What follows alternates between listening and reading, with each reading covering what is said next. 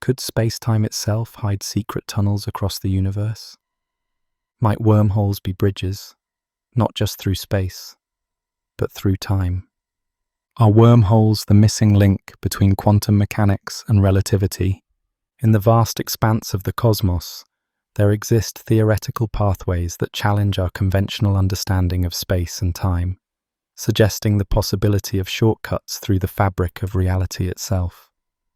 These cosmic tunnels, known as wormholes, represent one of the most fascinating concepts in theoretical physics, offering a potential bridge between distant regions of space-time that would otherwise remain forever separated. The notion of wormholes captivates both scientists and dreamers alike, as it hints at the possibility of traversing enormous cosmic distances in the blink of an eye, or perhaps even journeying through time itself. These hypothetical structures exist at the intersection of established physics and boundless imagination, where mathematical equations suggest possibilities that seem to belong more to the realm of science fiction than to our physical reality. The concept of a wormhole can be visualized as a tunnel connecting two separate points in space-time. Much like a worm burrowing through an apple, creates a shortcut between two positions on its surface. This analogy, while imperfect, helps illustrate how these structures might provide alternative pathways through space that could dramatically reduce travel times between locations that would otherwise be separated by vast cosmic distances. In our everyday experience, we are accustomed to moving through space along what appears to be the most direct route. But wormholes suggest that space-time itself might contain hidden corridors that could make our conventional journeys seem unnecessarily long and circuitous. The existence of such pathways would revolutionize our understanding of the universe's geometry and our place within it, potentially transforming the impossible into the merely difficult. The theoretical foundation of wormholes emerges from Einstein's general theory of relativity, which describes gravity not as a force, but as the curvature of space-time caused by mass and energy. According to this theory, the presence of massive objects like stars and planets warps the fabric of space-time around them, creating what we perceive as gravitational attraction. This warping of space-time can become so extreme under certain conditions that it might create tunnels or bridges connecting otherwise separate regions of the universe. These structures, which mathematicians call Einstein-Rosen bridges, represent the simplest form of what we now refer to as wormholes, demonstrating how the equations of general relativity naturally contain solutions that allow for these remarkable space-time geometries. What makes wormholes particularly intriguing is their potential to connect not just distant regions of space, but also different moments in time, raising profound questions about causality and the nature of temporal flow. In theory, a wormhole could be manipulated to create what physicists call a closed time-like curve, essentially a path through space-time that returns to its starting point in both space and time, effectively creating a time machine. This possibility has generated extensive debate among physicists, philosophers, and science fiction writers, as it seems to challenge our fundamental understanding of cause and effect. The implications of such temporal bridges extend far beyond mere curiosity, potentially forcing us to reconsider basic assumptions about how the universe operates and the limitations it imposes on travelers, both physical and hypothetical. The mathematical description of wormholes involves complex geometries that stretch our intuitive understanding of three-dimensional space. In these models, the universe is represented as a four-dimensional continuum, where time and space are inextricably intertwined, and wormholes appear as solutions to Einstein's field equations that connect otherwise separate regions. These solutions describe space-time geometries, where two distant points are connected through a throat or tunnel that bypasses the conventional route through intervening space. The beauty of these mathematical constructs lies in their consistency with established physics, demonstrating how even our most well-tested theories contain possibilities that continue to surprise and inspire us with their implications. While the concept of wormholes may seem fantastical, it emerges naturally from the same theoretical framework that has successfully predicted phenomena ranging from the bending of light by gravity to the existence of black holes. This connection to established physics gives wormholes a credibility that more speculative ideas lack, suggesting that they might be more than mere mathematical curiosities. Theoretical physicists have explored numerous variations of wormhole models, each with different properties and requirements, but all sharing the common feature of providing shortcuts through spacetime. These explorations have revealed that while wormholes are theoretically possible within the framework of general relativity, their existence would require conditions that may be difficult or impossible to achieve in our universe. The popular imagination has long been captivated by the idea of wormholes, which have appeared in countless works of science fiction as plot devices that enable interstellar travel, time travel, or communication between parallel universes. These cultural representations have helped familiarize the general public with the concept of wormholes, though they often take significant liberties with the scientific realities involved. Despite these fictional embellishments, the core idea of wormholes as bridges through space-time retains its power to inspire wonder and curiosity about the true nature of the universe. This cultural fascination reflects a deep human desire to transcend the limitations that space and time impose on our existence, suggesting that wormholes resonate with something fundamental in our collective imagination. The study of wormholes represents a fascinating intersection of rigorous mathematics, theoretical physics, and philosophical speculation, where precise calculations coexist with profound questions about the nature of reality. Researchers in this field must navigate between the constraints of established physical laws and the tantalizing possibilities suggested by their equations, often venturing into conceptual territory that challenges conventional wisdom. This intellectual balancing act requires both technical expertise and creative thinking, as physicists work to understand what wormholes might tell us about the fundamental structure of spacetime.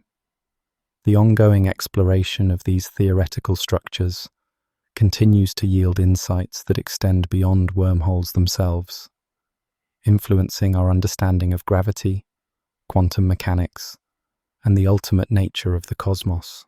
One of the most remarkable aspects of wormhole theory is how it connects seemingly disparate areas of physics, revealing deep underlying relationships between different phenomena and theoretical frameworks.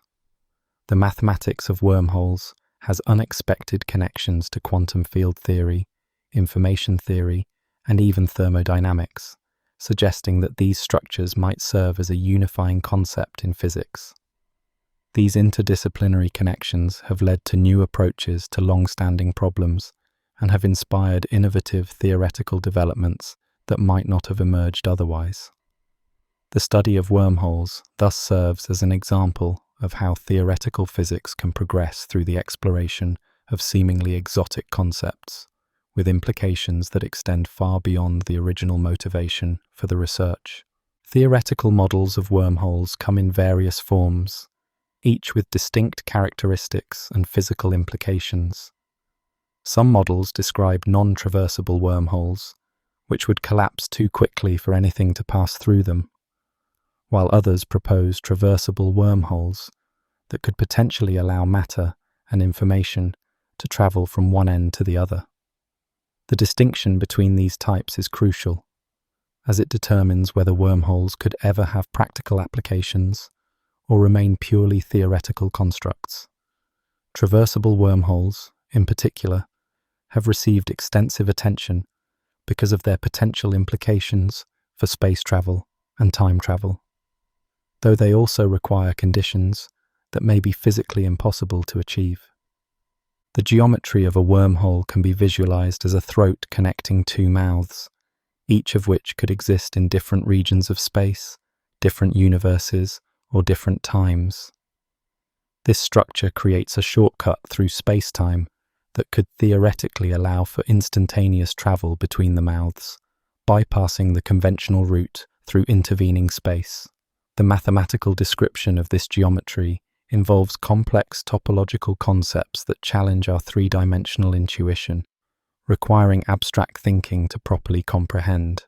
Despite this complexity, the basic idea of a wormhole as a bridge through space-time remains accessible, making it one of the more intuitive concepts in theoretical physics, despite its mathematical sophistication. Theoretical physicists have proposed various mechanisms by which wormholes might form naturally in the universe, though all remain speculative at present. Some models suggest that wormholes might have been created during the early moments of the Big Bang, when quantum fluctuations in space-time could have been amplified by the rapid expansion of the universe. Other theories propose that wormholes might form at the centers of black holes, or in regions of extreme quantum activity, where the fabric of space-time is already highly distorted. These formation mechanisms remain untested, but they provide testable predictions that could potentially be verified through astronomical observations or future experiments, bridging the gap between theoretical speculation and empirical science.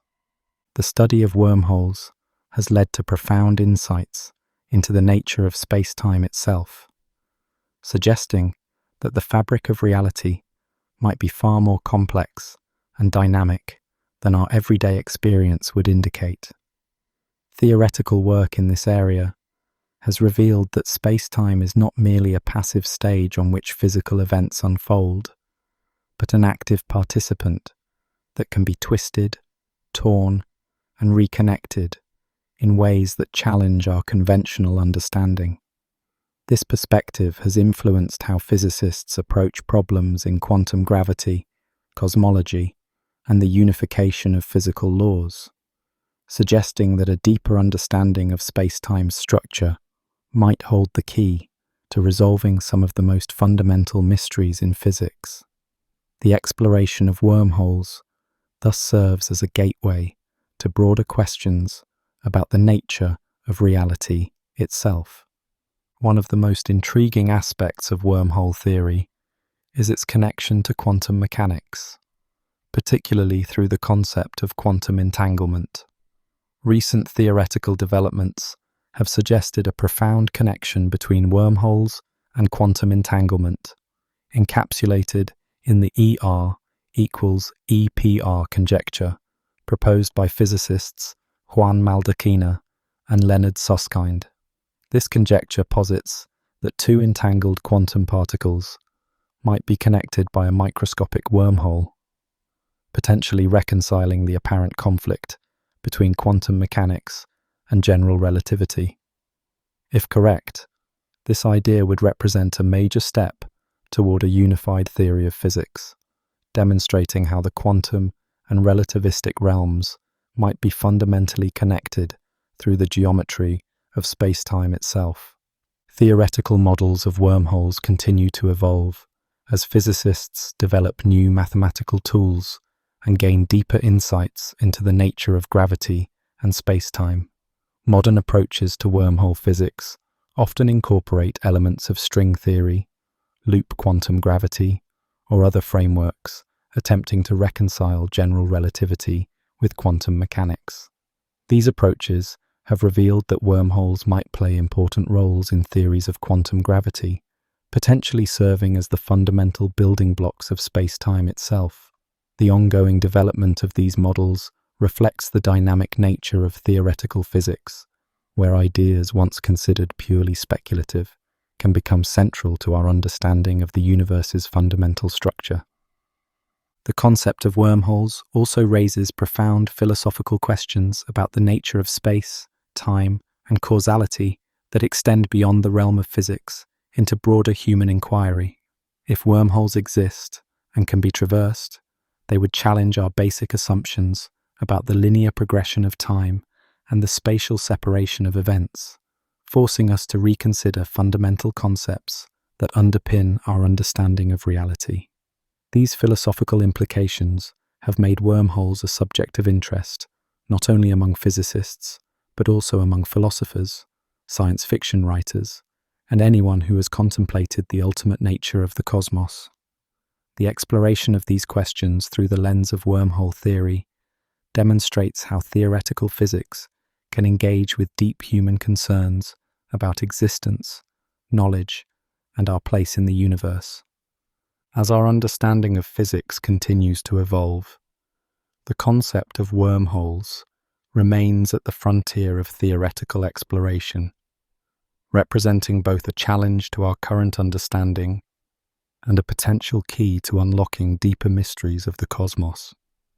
Theoretical work on wormholes has already led to significant developments in our understanding of spacetime, gravity, and the relationship between quantum mechanics and general relativity.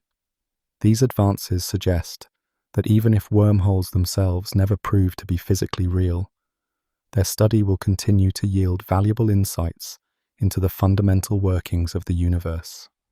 The journey through the theoretical landscape of wormholes thus represents not just an exploration of exotic spacetime structures, but a deeper inquiry into the nature of reality itself, with implications that extend far beyond the specific concept of tunnels through spacetime. The theoretical journey of wormholes begins in the early 20th century, a time of profound transformation in our understanding of space, time, and gravity. In 1915, Albert Einstein revolutionized physics with his general theory of relativity, which described gravity not as a force, but as the curvature of spacetime caused by mass and energy. This groundbreaking theory provided the mathematical foundation that would later allow for the possibility of wormholes, though Einstein himself did not initially recognize this implication. The equations of general relativity were so rich and complex that they contained solutions that would continue to reveal new phenomena long after their initial formulation, demonstrating the depth and versatility of Einstein's insights into the nature of reality. The first mathematical description of what we would now call a wormhole emerged in 1935, when Einstein and his colleague Nathan Rosen published a paper exploring solutions to the equations of general relativity. Their work described a bridge connecting two distinct regions of spacetime, which came to be known as the Einstein-Rosen bridge. At the time, Einstein and Rosen did not interpret their solution as a traversable tunnel, but rather as a mathematical representation of elementary particles, reflecting the quantum theories that were gaining prominence during that period. This interpretation highlights how even the most profound theoretical breakthroughs can be initially understood in ways quite different from how we view them today, as scientific understanding evolves and new perspectives emerge. The Einstein-Rosen bridge was essentially a description of a non-traversable wormhole connecting two sheets of spacetime, forming a structure that mathematicians would later recognize as a type of wormhole. In their paper, Einstein and Rosen were attempting to unify general relativity with quantum theory by modeling particles as singularities connected by these bridges, an approach that ultimately did not succeed in its original goal. Despite this, their work inadvertently opened a new avenue of theoretical exploration that would captivate physicists for decades to come. The fact that such a significant concept emerged from what was essentially a failed attempt at unification demonstrates how scientific progress often follows unexpected paths, with failures sometimes yielding more valuable insights than successes. For many years after the Einstein-Rosen paper, the concept of wormholes remained largely unexplored, as physics turned its attention to other developments, including quantum mechanics and nuclear physics. The mid-20th century saw tremendous advances in these fields, but the theoretical exploration of exotic spacetime structures like wormholes was largely neglected. This period of relative inactivity would change dramatically in the 1950s and 1960s, when a renewed interest in general relativity and its more exotic solutions began to emerge. The renaissance of general relativity during this time was partly driven by technological advances that made new astronomical observations possible, as well as theoretical developments that highlighted the rich mathematical structure of Einstein's theory. The modern era of wormhole research began in earnest with the work of physicist John Wheeler in the 1950s and 1960s, who coined the term wormhole itself. Wheeler, a brilliant and imaginative physicist, was fascinated by the geometric nature of general relativity and its more exotic implications. He introduced the term wormhole as a vivid metaphor for these structures, comparing them to a worm burrowing through an apple to create a shortcut between 2 points on its surface. This evocative terminology helped capture the imagination of both physicists and the general public, transforming what had been an obscure mathematical concept into something more tangible and conceptually accessible. Wheeler's contributions to general relativity extended far beyond terminology, as he developed mathematical tools and conceptual frameworks that would prove essential for future research in this area. The 1960s and 1970s saw significant developments in the theoretical understanding of black holes and related spacetime structures, which naturally led to renewed interest in wormholes as well. During this period, physicists including Roger Penrose, Stephen Hawking, and Kip Thorne made groundbreaking contributions to our understanding of curved spacetime and its most extreme manifestations. Their work revealed that black holes were not merely theoretical curiosities, but potentially real astrophysical objects with observable properties, lending credibility to the study of other exotic spacetime structures, including wormholes. This research also established many of the mathematical techniques that would later be used to analyze wormholes in greater detail, demonstrating how progress in one area of physics often facilitates advances in seemingly unrelated fields. The 1980s marked a turning point in wormhole research, with the publication of several influential papers that would define the field for decades to come. In 1988, physicists Kip Thorne and Michael Morris published a landmark paper titled Wormholes in Spacetime and Their Use for Interstellar Travel, a tool for teaching general relativity, which systematically explored the conditions required for wormholes to be traversable. This work was notable not only for its technical contributions, but also for its explicit consideration of the possibility that wormholes might someday be used for practical purposes, including interstellar travel. The paper helped inspire a new generation of physicists to explore the theoretical possibilities of wormholes, while also capturing the public imagination through its connection to the dream of faster-than-light travel. The Morris-Thorne paper established several key requirements for a wormhole to be traversable, including the need for what physicists call exotic matter with negative energy density. This requirement arises from the fact that ordinary matter and energy always have positive energy density, which tends to make wormhole throats collapse rather than remain open for passage. The possibility of exotic matter with negative energy density had been previously explored in quantum field theory, particularly in connection with the Casimir effect, which demonstrates that quantum fluctuations can produce regions of negative energy density under certain conditions. The connection between wormhole theory and quantum effects highlighted the interdisciplinary nature of modern theoretical physics, where concepts from seemingly different areas often prove to be intimately related. The late 1980s and early 1990s saw an explosion of interest in wormhole physics, with numerous papers exploring various aspects of these theoretical structures. Researchers investigated different types of wormholes, their stability properties, and the quantum effects that might be associated with them. This period also saw the beginning of serious consideration of the potential for wormholes to function as time machines, which raised profound questions about causality and the nature of time itself. The possibility of time travel through wormholes was explored in detail by physicists, including Kip Thorne, Igor Novikov, and others, leading to new insights into the relationship between general relativity and quantum mechanics. These investigations demonstrated how the study of wormholes could serve as a bridge between different areas of theoretical physics, potentially contributing to the ultimate goal of unifying all physical laws.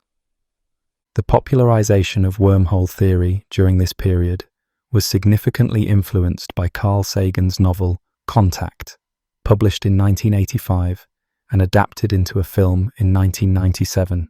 Sagan, a respected astronomer and science communicator, wanted to incorporate scientifically plausible interstellar travel in his story and consulted with Kip Thorne about the possibility of using wormholes for this purpose. This interaction led to further scientific investigation of traversable wormholes, demonstrating how science fiction can sometimes inspire real scientific progress. The widespread popularity of Contact helped bring wormhole theory into the public consciousness, making it one of the few highly technical concepts from theoretical physics to achieve broad recognition. This intersection between science and popular culture highlights the enduring human fascination with the possibility of transcending the limitations of space and time. The 1990s and early 2000s saw continued progress in wormhole research, with physicists exploring increasingly sophisticated mathematical models and their implications. One significant development during this period was the discovery of connections between wormhole physics and quantum information theory, particularly through the concept of quantum entanglement. These connections suggested that wormholes might play a fundamental role in the relationship between quantum mechanics and general relativity, potentially offering insights into one of the deepest problems in theoretical physics. The exploration of these connections has led to new approaches to quantum gravity and has influenced the development of string theory and other frameworks attempting to unify physics. This period also saw advances in the mathematical understanding of wormhole stability, with researchers identifying conditions under which these structures might remain open long enough for potential traversal. In recent years, the study of wormholes has become increasingly intertwined with research in quantum gravity and holography, particularly through the ADS/CFT correspondence proposed by Juan Maldacena in 1997. This correspondence relates gravitational theories in certain types of curved spacetimes to quantum field theories in fewer dimensions, providing a powerful tool for exploring quantum aspects of gravity. Within this framework, wormholes have been found to have surprising connections to quantum entanglement, leading to the ER equals EPR conjecture mentioned earlier. These developments have transformed wormholes from a speculative curiosity into a central concept in theoretical physics, with implications for our understanding of quantum gravity, black hole physics, and the fundamental nature of spacetime. The ongoing exploration of these connections represents one of the most exciting frontiers in contemporary theoretical physics. The historical development of wormhole theory reflects the broader evolution of theoretical physics throughout the 20th and early 21st centuries. From Einstein's initial formulation of general relativity to the sophisticated quantum gravitational theories of today, the study of wormholes has paralleled and sometimes driven progress in our understanding of spacetime. What began as an obscure mathematical solution to Einstein's equations has evolved into a vibrant field of research with profound implications for fundamental physics. This historical trajectory demonstrates how theoretical physics often progresses, with concepts initially dismissed as mere mathematical curiosities, later becoming central to our understanding of the universe. The story of wormholes serves as a reminder that the frontiers of knowledge are often explored first in the abstract realm of mathematics, before finding concrete application in our description of physical reality. Today, wormhole research continues to thrive at the intersection of general relativity, quantum mechanics, and information theory, with physicists around the world exploring new theoretical developments and their implications. The field has matured significantly since its early days, developing sophisticated mathematical tools and conceptual frameworks that allow for deeper investigation of these fascinating structures. Contemporary research on wormholes encompasses a wide range of topics, including their role in quantum gravity, their connection to quantum entanglement, and their potential implications for the nature of space-time itself. This ongoing exploration ensures that wormholes will remain at the forefront of theoretical physics for the foreseeable future, promising new insights into the fundamental nature of reality. The historical journey of wormhole theory, from Einstein to modern physics, illustrates the dynamic and often unexpected ways in which scientific understanding evolves, building upon past achievements to reach new heights of comprehension. At the heart of wormhole theory lies Einstein's general theory of relativity, a revolutionary framework that redefined our understanding of gravity, space, and time. This theory, published in 1915, describes gravity not as a mysterious force acting across space, but as the curvature of space-time itself, caused by the presence of mass and energy. According to general relativity, objects with mass warp the fabric of space-time around them, much like a heavy ball would create a depression on a stretched rubber sheet. This curvature then determines how other objects move through space, what we perceive as the force of gravity. This elegant geometric interpretation of gravity provided the mathematical foundation that would later allow for the theoretical possibility of wormholes. The mathematical core of general relativity is expressed through Einstein's field equations, a set of 10 interrelated equations that relate the curvature of spacetime to the distribution of matter and energy within it. These equations are notoriously complex, incorporating tensors that describe how spacetime curves in response to the presence of mass and energy. The solutions to these equations describe the geometry of the universe under various conditions, from the gentle curvature around Earth to the extreme warping near black holes. It is within these equations that the possibility of wormholes emerges as a valid mathematical solution, demonstrating how even the most abstract mathematical concepts can have profound physical implications. The field equations thus serve as the bridge between theoretical mathematics and the physical reality of curved spacetime. One of the most remarkable aspects of general relativity is its prediction of phenomena that were completely unknown at the time of its formulation, including black holes and the expansion of the universe. Among these predictions, though not immediately recognized, was the possibility of tunnels or bridges connecting distant regions of spacetime. The equations of general relativity are so rich and complex that they contain multiple solutions, each describing a different possible geometry for the universe. Some of these solutions describe the familiar world around us, while others predict exotic structures like wormholes that challenge our conventional understanding of space and time. This predictive power of general relativity has been confirmed repeatedly through observations, from the bending of light by gravity to the detection of gravitational waves. The concept of space-time curvature is central to understanding how wormholes might exist within the framework of general relativity. In our everyday experience, space appears flat and time flows uniformly. But according to Einstein's theory, this is only an approximation valid for weak gravitational fields. In reality, space-time is a dynamic, flexible fabric that can be bent, twisted, and even torn under extreme conditions. This flexibility allows for the possibility of creating shortcuts through space-time, effectively connecting two points that would otherwise be separated by vast distances.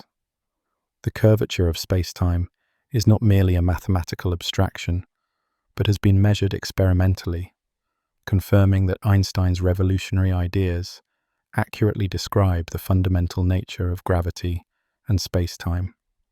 Einstein's field equations can be written in a deceptively simple form.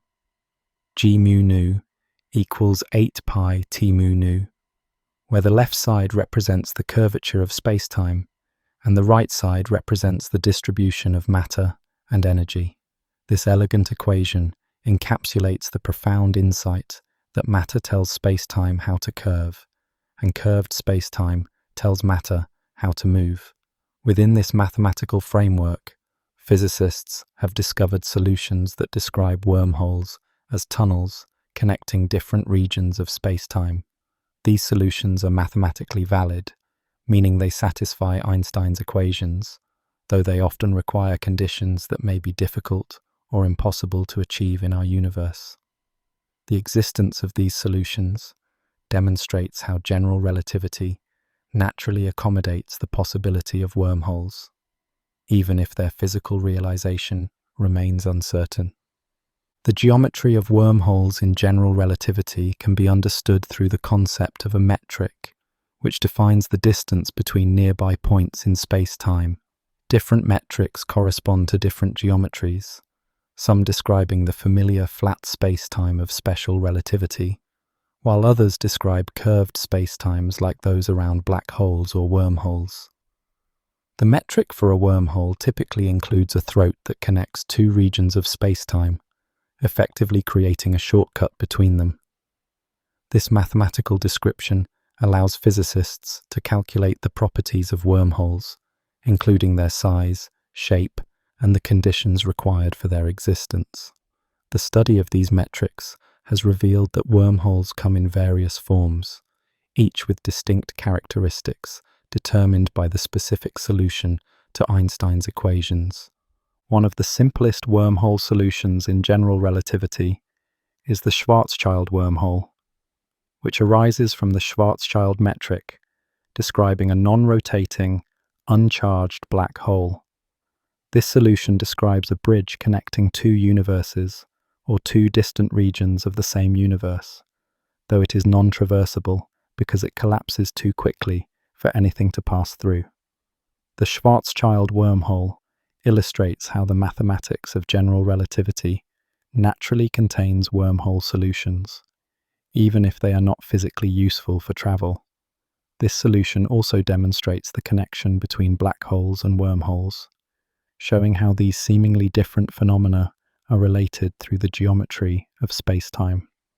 The study of such simple solutions provides valuable insights into the more complex and potentially traversable wormholes that have been proposed by theoretical physicists. The Einstein-Rosen bridge, mentioned earlier, is another example of a wormhole solution in general relativity, derived from the equations that describe the gravitational field of a massive particle. This solution was initially interpreted by Einstein and Rosen as a model for elementary particles, but it was later recognized as a type of wormhole connecting two sheets of space-time. The Einstein-Rosen bridge is essentially a non-traversable wormhole, similar to the Schwarzschild wormhole, but it provided an important mathematical foundation for later work on traversable wormholes. The history of this solution illustrates how the interpretation of mathematical results in physics can evolve over time as new insights and perspectives emerge. What was once seen as a model for particles is now understood as a bridge through space-time, demonstrating the dynamic nature of scientific understanding. General relativity also predicts the phenomenon of gravitational time dilation, where time passes at different rates in regions of different gravitational potential. This effect has been experimentally confirmed and is important for the operation of GPS satellites, which must account for the difference in the flow of time between Earth's surface and orbit. In the context of wormholes, time dilation becomes particularly significant, as a traversable wormhole could potentially connect regions of spacetime where time flows at different rates.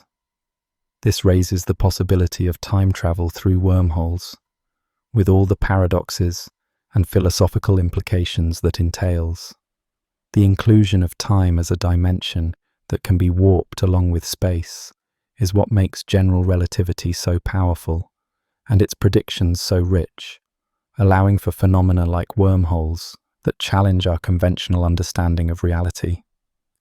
The field equations of general relativity are nonlinear, meaning that the curvature of spacetime depends on the curvature itself, creating a complex feedback loop.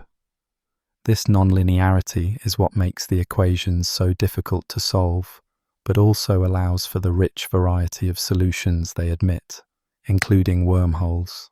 In linear theories, solutions can simply be added together, but in general relativity, the interaction between different parts of the spacetime curvature creates much more complex behavior. This nonlinearity is essential for the existence of wormholes, as it allows spacetime to be warped in such a way that a throat or tunnel can form between distant regions. The mathematical challenges posed by these nonlinear equations have driven the development of new techniques in differential geometry and numerical relativity, expanding the toolkit available to theoretical physicists. One of the most profound insights from general relativity is the equivalence principle, which states that gravitational effects are locally indistinguishable from the effects of acceleration. This principle was Einstein's starting point in developing general relativity and remains fundamental to our understanding of gravity. In the context of wormholes, the equivalence principle implies that the experience of traveling through a wormhole would be equivalent to some form of acceleration, at least from a local perspective. This connection between gravity and acceleration is what allows for the possibility of manipulating spacetime to create shortcuts between distant regions. The equivalence principle also underlies the geometric interpretation of gravity that makes wormholes conceivable in the first place, demonstrating how foundational principles can have far-reaching implications. The mathematical framework of general relativity provides the language and tools necessary to describe wormholes rigorously. Concepts like Riemann curvature tensors, geodesics, and differential geometry allow physicists to calculate the properties of wormholes and determine the conditions required for their existence. These mathematical tools, while abstract, have proven incredibly powerful in describing the physical universe, from the motion of planets to the behavior of black holes. The application of these tools to wormhole theory demonstrates the unity of physics, where the same mathematical framework can describe both familiar phenomena and exotic structures like wormholes. This mathematical rigor is what elevates wormhole theory beyond mere speculation to a legitimate area of theoretical physics research. General relativity also predicts that massive accelerating objects produce ripples in spacetime called gravitational waves, which were first directly detected in 2015 by the LIGO Observatory. These waves propagate at the speed of light and carry information about their sources, much like electromagnetic waves, but with gravity instead of electricity and magnetism. In the context of wormholes, gravitational waves could potentially be used to detect these structures or to study their properties.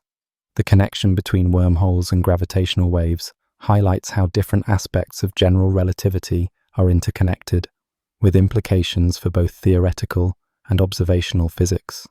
The detection of gravitational waves has opened a new window on the universe, potentially allowing us to test predictions about wormholes in the future.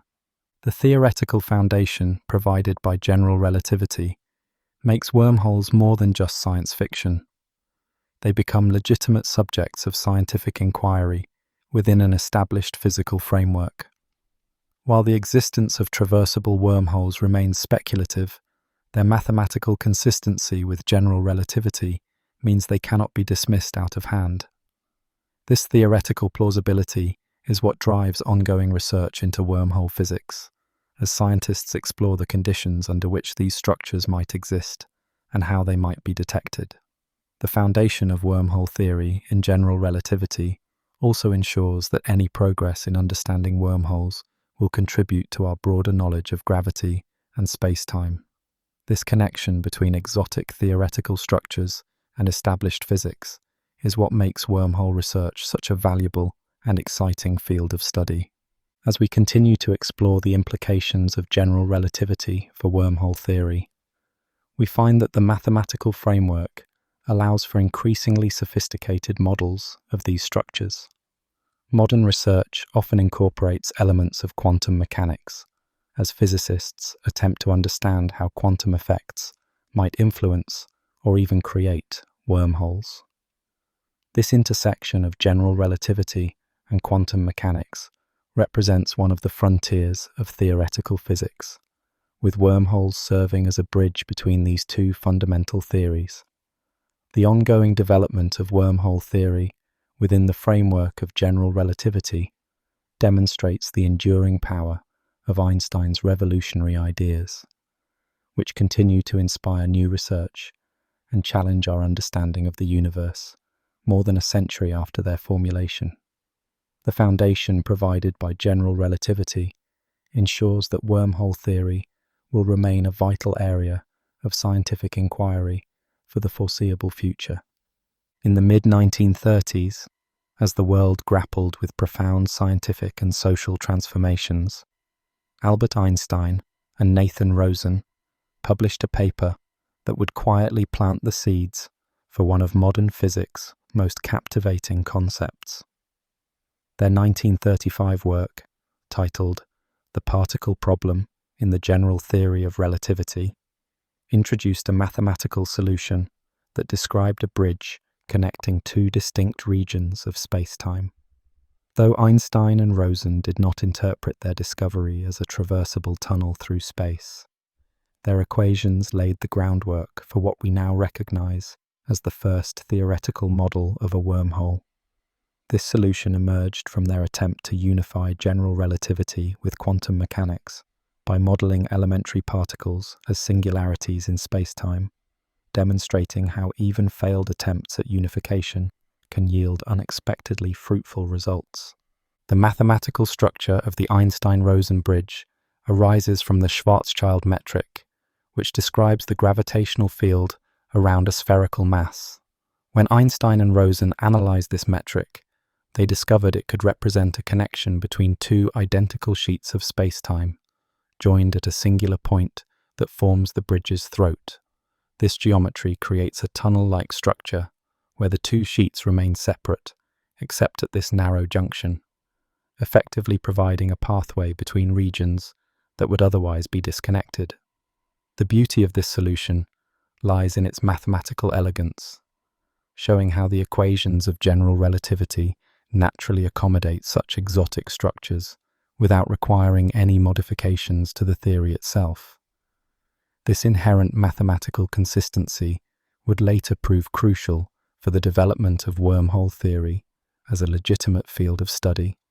Einstein and Rosen originally intended their bridge to serve as a model for elementary particles, specifically electrons, which they hoped to represent as microscopic tunnels connecting different regions of spacetime. In their view, particles might manifest as the mouths of these tiny bridges, with the bridge itself accounting for the particle's properties like charge and mass. This interpretation reflected the ongoing quest during the 1930s to unify general relativity with quantum theory. a challenge that continues to occupy physicists today. Though their particle model ultimately proved unsuccessful, the mathematical structure they discovered endured as a fascinating solution to Einstein's field equations, independent of its original purpose. This illustrates how scientific concepts often outlive their initial interpretations, taking on new meanings as understanding evolves. The geometry of the Einstein-Rosen bridge can be visualized using an embedding diagram, where spacetime is represented as a two-dimensional surface embedded in three-dimensional space. In this representation, the bridge appears as a throat connecting two otherwise flat regions, with the curvature of the surface indicating the presence of a gravitational field. This visualization helps convey how the bridge creates a shortcut between distant points. Though in the original Einstein-Rosen solution, this shortcut is not traversable. The throat of the bridge collapses too quickly for anything to pass through it, effectively making the bridge a mathematical curiosity rather than a practical means of transportation. This limitation would later motivate physicists to explore modifications that might allow for stable, traversable wormholes, expanding the theoretical possibilities beyond the original Einstein-Rosen model. One of the most significant aspects of the Einstein-Rosen bridge is its connection to black hole physics, as the mathematical solution describing the bridge is intimately related to the Schwarzschild solution for a non-rotating black hole. In fact, the Einstein-Rosen bridge can be understood as the maximally extended Schwarzschild solution, which includes both the exterior region we observe and a parallel universe connected through the bridge. This relationship reveals how wormholes and black holes are fundamentally connected through the geometry of spacetime, with the bridge representing a particular aspect of the black hole's global structure. This connection has proven invaluable for understanding both phenomena, as insights from black hole physics often inform wormhole theory, and vice versa, creating a rich interplay between these areas of research. The non-traversable nature of the Einstein-Rosen bridge stems from the presence of an event horizon at the bridge's throat, which prevents anything from crossing from one side to the other. This horizon forms because the solution describes a static, eternal black hole, which necessarily includes an event horizon that causally disconnects the interior from the exterior. In practical terms, this means that even if an object were to approach the bridge, it would encounter the horizon and be unable to pass through to the other side, effectively making the bridge a one-way membrane at best. This limitation highlights an important constraint in general relativity. While the theory allows for wormhole solutions, it does not guarantee that these solutions will be physically useful or traversable without additional modifications or conditions. Despite its limitations, the Einstein-Rosen bridge has profoundly influenced theoretical physics by demonstrating that general relativity naturally accommodates structures that connect distant regions of spacetime. This mathematical possibility challenged physicists to reconsider the nature of spacetime itself, suggesting that the universe might be far more interconnected than previously imagined. The bridge also provided a concrete example of how general relativity's equations contain solutions that defy classical intuition, encouraging researchers to explore other exotic spacetime geometries. In this sense, the Einstein-Rosen bridge served as a catalyst for theoretical exploration, opening new avenues of research that would eventually lead to more sophisticated wormhole models and a deeper understanding of spacetime structure. The Einstein-Rosen bridge also played a crucial role in the development of global techniques for analyzing spacetime geometry, particularly the concept of analytic extension. By extending the Schwarzschild solution beyond its original domain, Einstein and Rosen effectively demonstrated how to uncover the global structure of spacetime, revealing connections that are not apparent in local coordinate systems.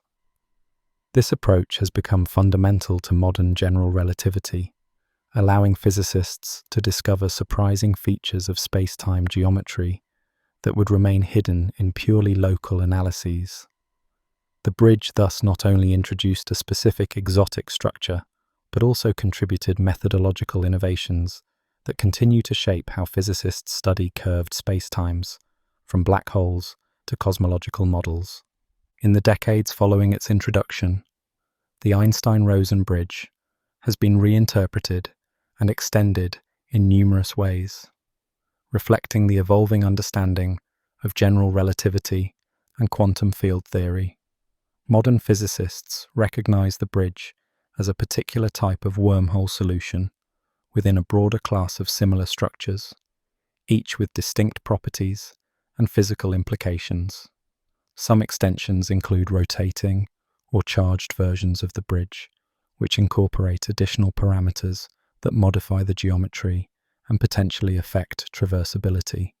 Others explore quantum corrections to the original classical solution, investigating how quantum effects might influence the bridge's stability and properties. These developments demonstrate how a single mathematical discovery can spawn diverse lines of research, each contributing to a more comprehensive understanding of spacetime physics.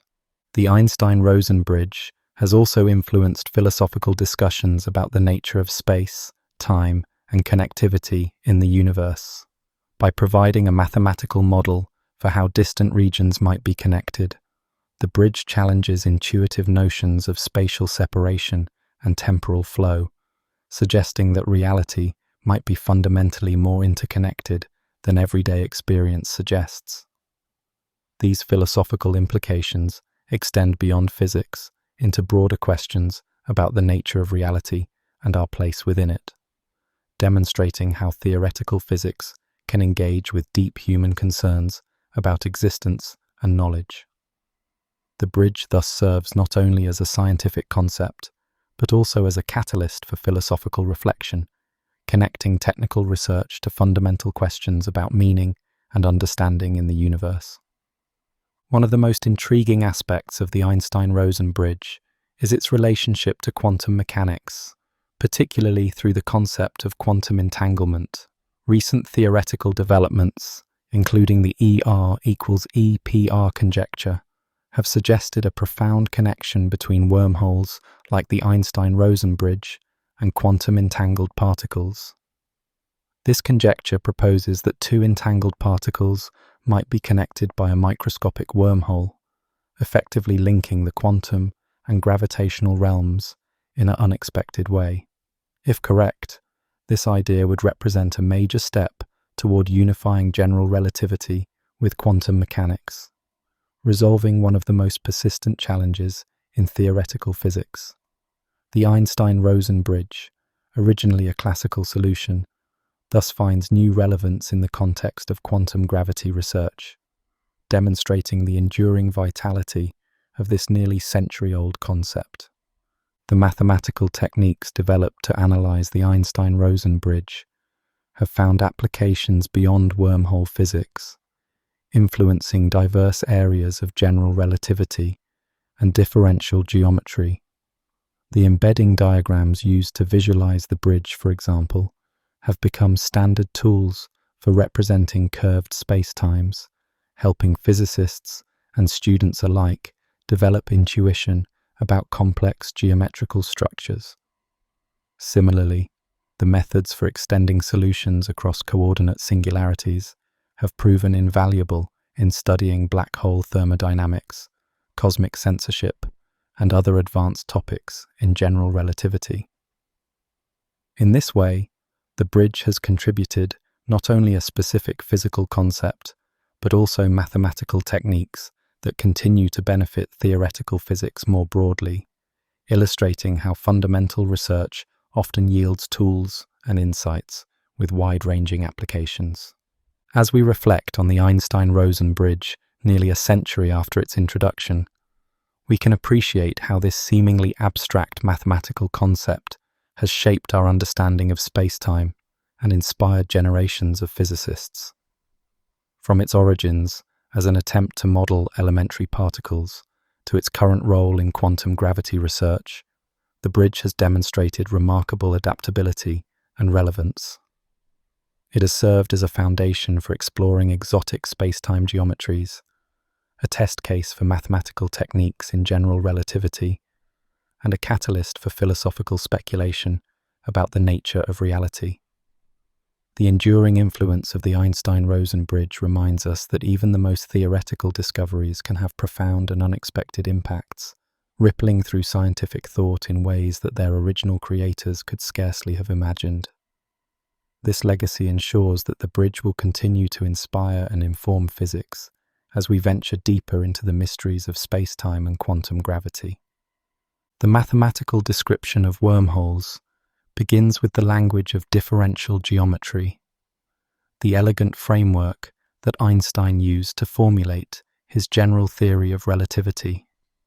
In this language, the shape of spacetime is described by a metric tensor, a mathematical object that defines the distance between nearby points in spacetime.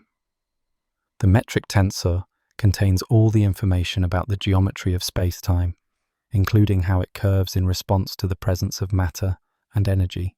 For wormholes, the metric tensor takes on a special form that creates a throat-like structure connecting two otherwise separate regions of spacetime, effectively creating a shortcut through the cosmic fabric. The most fundamental equation in wormhole mathematics is the metric itself, which for a simple spherically symmetric wormhole can be written in a form that clearly reveals its tunnel-like structure. This metric typically includes terms that describe how space curves in the radial direction and how time flows at different points along the wormhole. By analyzing this metric, mathematicians and physicists can determine the geometric properties of the wormhole, including its shape, size, and the conditions required for its existence. The metric serves as the foundation upon which all other mathematical descriptions of wormholes are built, making it the essential starting point for understanding these exotic structures. One of the most important wormhole metrics is the Morris-Thorne metric, introduced in 1988 by physicists Kip Thorne and Michael Morris to describe traversable wormholes. This metric includes a special function called the shape function, which determines how the wormhole's throat flares out to connect the two regions of spacetime. The shape function must satisfy certain mathematical conditions to ensure that the wormhole geometry is physically reasonable, including the requirement that it approaches the flat spacetime metric at large distances from the throat.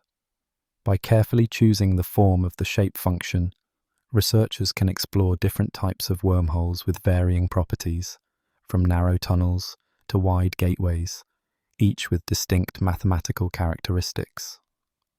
The mathematics of wormholes also involves the concept of embedding diagrams, which help visualize how these structures might exist within a higher dimensional space. In these diagrams, the wormhole appears as a curved surface connecting two flat regions, with the curvature representing the gravitational field. While these diagrams are useful for developing intuition, it's important to remember that they are merely representations. The actual wormhole exists in four-dimensional spacetime, not in a higher dimensional embedding space. The mathematics behind these embedding diagrams involve solving complex differential equations that relate the intrinsic geometry of the wormhole to its extrinsic curvature in the embedding space. Another crucial mathematical element in wormhole theory is the stress-energy tensor, which describes the distribution of matter and energy required to maintain the wormhole's geometry. According to Einstein's field equations, the curvature of spacetime is directly related to the stress-energy tensor, meaning that the exotic geometry of a wormhole necessitates an equally exotic distribution of matter and energy. For most wormhole solutions, this requires what physicists call exotic matter, with negative energy density, which violates the classical energy conditions that normally hold for ordinary matter. The mathematical analysis of the stress-energy tensor reveals why wormholes are so difficult to create and maintain in our universe, as they require forms of matter that may not exist or may be extremely rare. The mathematical study of wormholes also involves analyzing the geodesics, which are the paths that particles and light rays follow through curved spacetime. For a wormhole to be traversable, there must exist geodesics that pass completely through the wormhole from one mouth to the other, without encountering any singularities or horizons. The equations governing these geodesics are derived from the metric tensor and take the form of differential equations that can be solved to determine the motion of test particles through the wormhole. By studying these geodesics, mathematicians can determine whether a particular wormhole geometry allows for safe passage and what forces a traveller would experience during their journey. One of the most fascinating mathematical aspects of wormholes is their topology, which differs significantly from the topology of ordinary spacetime. While our familiar spacetime is simply connected, meaning that any loop can be continuously shrunk to a point, a wormhole creates a multiply-connected spacetime with non-trivial topology. This topological complexity is what allows wormholes to connect distant regions of spacetime that would otherwise be separate. The mathematical tools of algebraic topology, including concepts like fundamental groups and homotopy, are essential for understanding these topological features and their implications for the global structure of spacetime. The mathematics of wormholes also includes the analysis of curvature invariants, which are quantities derived from the metric that characterize the curvature of spacetime at each point. These invariants include the Ricci scalar, the Kretschmann scalar, and various other measures that help physicists understand how spacetime is warped in the vicinity of a wormhole. By calculating these invariants, researchers can identify potential singularities or regions of extreme curvature that might affect the traversability of the wormhole. The behavior of these curvature invariants also provides insight into the physical plausibility of different wormhole models, helping to distinguish between mathematically possible but physically unrealistic solutions. Another important mathematical concept in wormhole theory is the cut-and-paste procedure, a technique used to construct wormhole solutions by taking separate regions of spacetime and joining them together. This approach involves mathematically cutting out regions from two spacetimes and identifying their boundaries to create a bridge between them. The cut-and-paste method is particularly useful for constructing simple wormhole models and understanding their basic properties, though it often results in solutions that include thin shells of matter at the junction between the two spacetimes. The mathematics of this procedure involves careful analysis of the junction conditions, which determine how the metrics on either side of the junction must relate to each other. The study of wormhole stability is another crucial mathematical area, as even if a wormhole solution exists, it may collapse too quickly to be useful. The mathematics of stability analysis involves examining small perturbations to the wormhole metric and determining whether these perturbations grow or decay over time. This typically leads to complicated differential equations that describe the evolution of the perturbations, and solving these equations can reveal whether the wormhole is stable against small disturbances. Most simple wormhole solutions turn out to be unstable, meaning that any small perturbation would cause them to collapse, though more complex models with exotic matter or quantum effects might potentially be stable. The mathematical description of rotating wormholes involves even more complex metrics, such as the Kerr metric modified to include a wormhole throat. These solutions incorporate angular momentum as an additional parameter, making the mathematics significantly more involved than for non-rotating wormholes. The presence of rotation introduces frame-dragging effects, where the spacetime itself is dragged around by the rotating wormhole, creating a rich and complex geometry. The equations for rotating wormholes include additional terms that account for these effects, and their analysis requires sophisticated mathematical techniques from differential geometry and tensor analysis. The mathematics of wormholes also connects to quantum field theory through the concept of the Casimir effect, which demonstrates that quantum fluctuations can produce regions of negative energy density. This connection is mathematically described using the stress-energy tensor of quantum fields, which can include negative values in certain configurations. The mathematical analysis of these quantum effects involves renormalization techniques and other advanced methods from quantum field theory in curved spacetime. By incorporating these quantum effects into wormhole models, physicists hope to determine whether quantum fluctuations might provide the exotic matter necessary to support a traversable wormhole, potentially making these structures more physically plausible. As we explore the mathematical foundations of wormhole theory, we discover a rich tapestry of interconnected concepts from differential geometry, tensor analysis, topology, and quantum field theory. These mathematical tools not only allow us to describe wormholes precisely, but also reveal the profound connections between different areas of theoretical physics. The equations that describe wormholes are not merely abstract mathematical constructs, but windows into the fundamental nature of space-time itself, suggesting possibilities that challenge our conventional understanding of reality.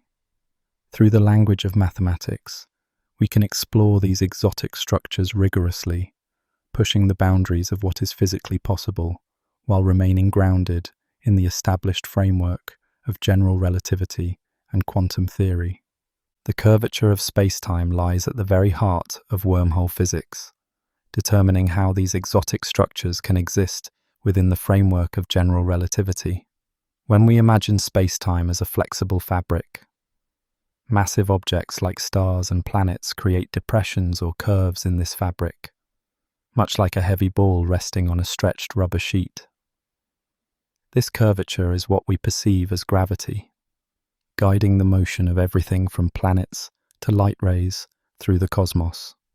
For wormholes, this curvature must take on a very special form, creating a tunnel-like structure that connects two otherwise separate regions of spacetime, effectively bridging vast cosmic distances through a geometric shortcut. The mathematical description of spacetime curvature relies on a concept called the metric tensor, which defines how distances are measured in curved spacetime. This tensor contains all the information about the geometry of spacetime, including how it curves in response to the presence of matter and energy. In the vicinity of a wormhole, the metric tensor takes on a specific form that creates the characteristic throat-like structure, with space narrowing to a minimum radius at the wormhole's throat, before expanding again on the other side. This geometry is fundamentally different from the curvature around ordinary massive objects, creating a pathway through spacetime, rather than merely a depression in it. One of the most elegant ways to visualize wormhole geometry is through embedding diagrams, which represent the curved spacetime of a wormhole as a surface in a higher dimensional space. In these diagrams, the wormhole appears as a curved tube connecting two flat regions, with the curvature of the tube representing the gravitational field. The throat of the wormhole is the narrowest part of this tube, where the two regions of spacetime are joined. While these diagrams are immensely helpful for developing intuition about wormhole geometry, it's important to remember that they are merely representations. The actual wormhole exists in four-dimensional spacetime, not in a higher dimensional embedding space. The mathematics behind these visualizations involve solving complex differential equations that relate the intrinsic geometry of the wormhole to its extrinsic curvature. The geometry of a traversable wormhole must satisfy a crucial mathematical condition known as the flaring out condition, which ensures that the wormhole throat remains open rather than collapsing. This condition requires that the radial coordinate increases as we move away from the throat in either direction, creating the characteristic flare that allows passage through the wormhole. Mathematically, this translates to a specific constraint on the shape function that defines the wormhole's geometry. The flaring out condition is essential for traversability because it prevents the formation of an event horizon and ensures that there exists a path through the wormhole that a traveler could follow. Without this condition, the wormhole would collapse too quickly for anything to pass through, rendering it non-traversable. The shape function is a critical component in the mathematical description of wormhole geometry, determining how the wormhole's throat flares out to connect the two regions of spacetime. This function, typically denoted as b of r, must satisfy several conditions to create a physically reasonable wormhole geometry. At the wormhole throat, where r equals the throat radius b0, the shape function must equal the radial coordinate, ensuring a smooth connection between the two sides. As we move away from the throat, the shape function must grow more slowly than the radial coordinate to maintain the flaring out condition. By carefully choosing the form of the shape function, researchers can explore different types of wormholes with varying geometric properties, from narrow tunnels to wide gateways. The curvature of spacetime near a wormhole throat is extraordinarily intense, far exceeding the curvature found in most other regions of the universe. This extreme curvature creates powerful tidal forces that would affect anything passing through the wormhole, potentially stretching and squeezing travelers in different directions. The mathematical description of these tidal forces involves analyzing how the curvature tensor changes along different paths through the wormhole. For a wormhole to be traversable by humans, these tidal forces must be kept within tolerable limits, which imposes additional constraints on the wormhole's geometry and the distribution of matter and energy required to sustain it. The challenge of designing a wormhole geometry with manageable tidal forces represents one of the key engineering problems in wormhole physics. Another important aspect of wormhole geometry is the relationship between the wormhole's size and the amount of exotic matter required to keep it stable. Larger wormholes generally require less exotic matter per unit volume than smaller ones, making them potentially more feasible from an engineering perspective.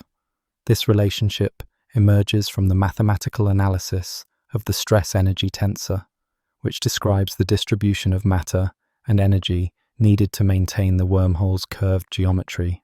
The stress-energy tensor must satisfy Einstein's field equations, linking the curvature of spacetime to the presence of matter and energy. For wormholes, this typically requires exotic matter with negative energy density, as ordinary matter with positive energy density would cause the wormhole throat to collapse rather than remain open.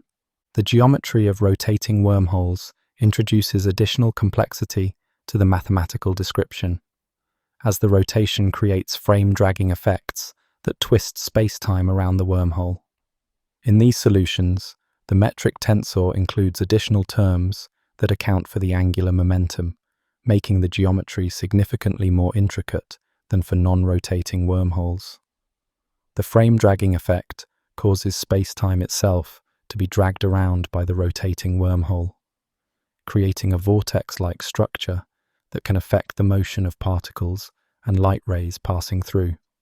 Rotating wormholes also allow for the possibility of closed time-like curves, which are paths through spacetime that return to their starting point in both space and time, effectively creating time machines.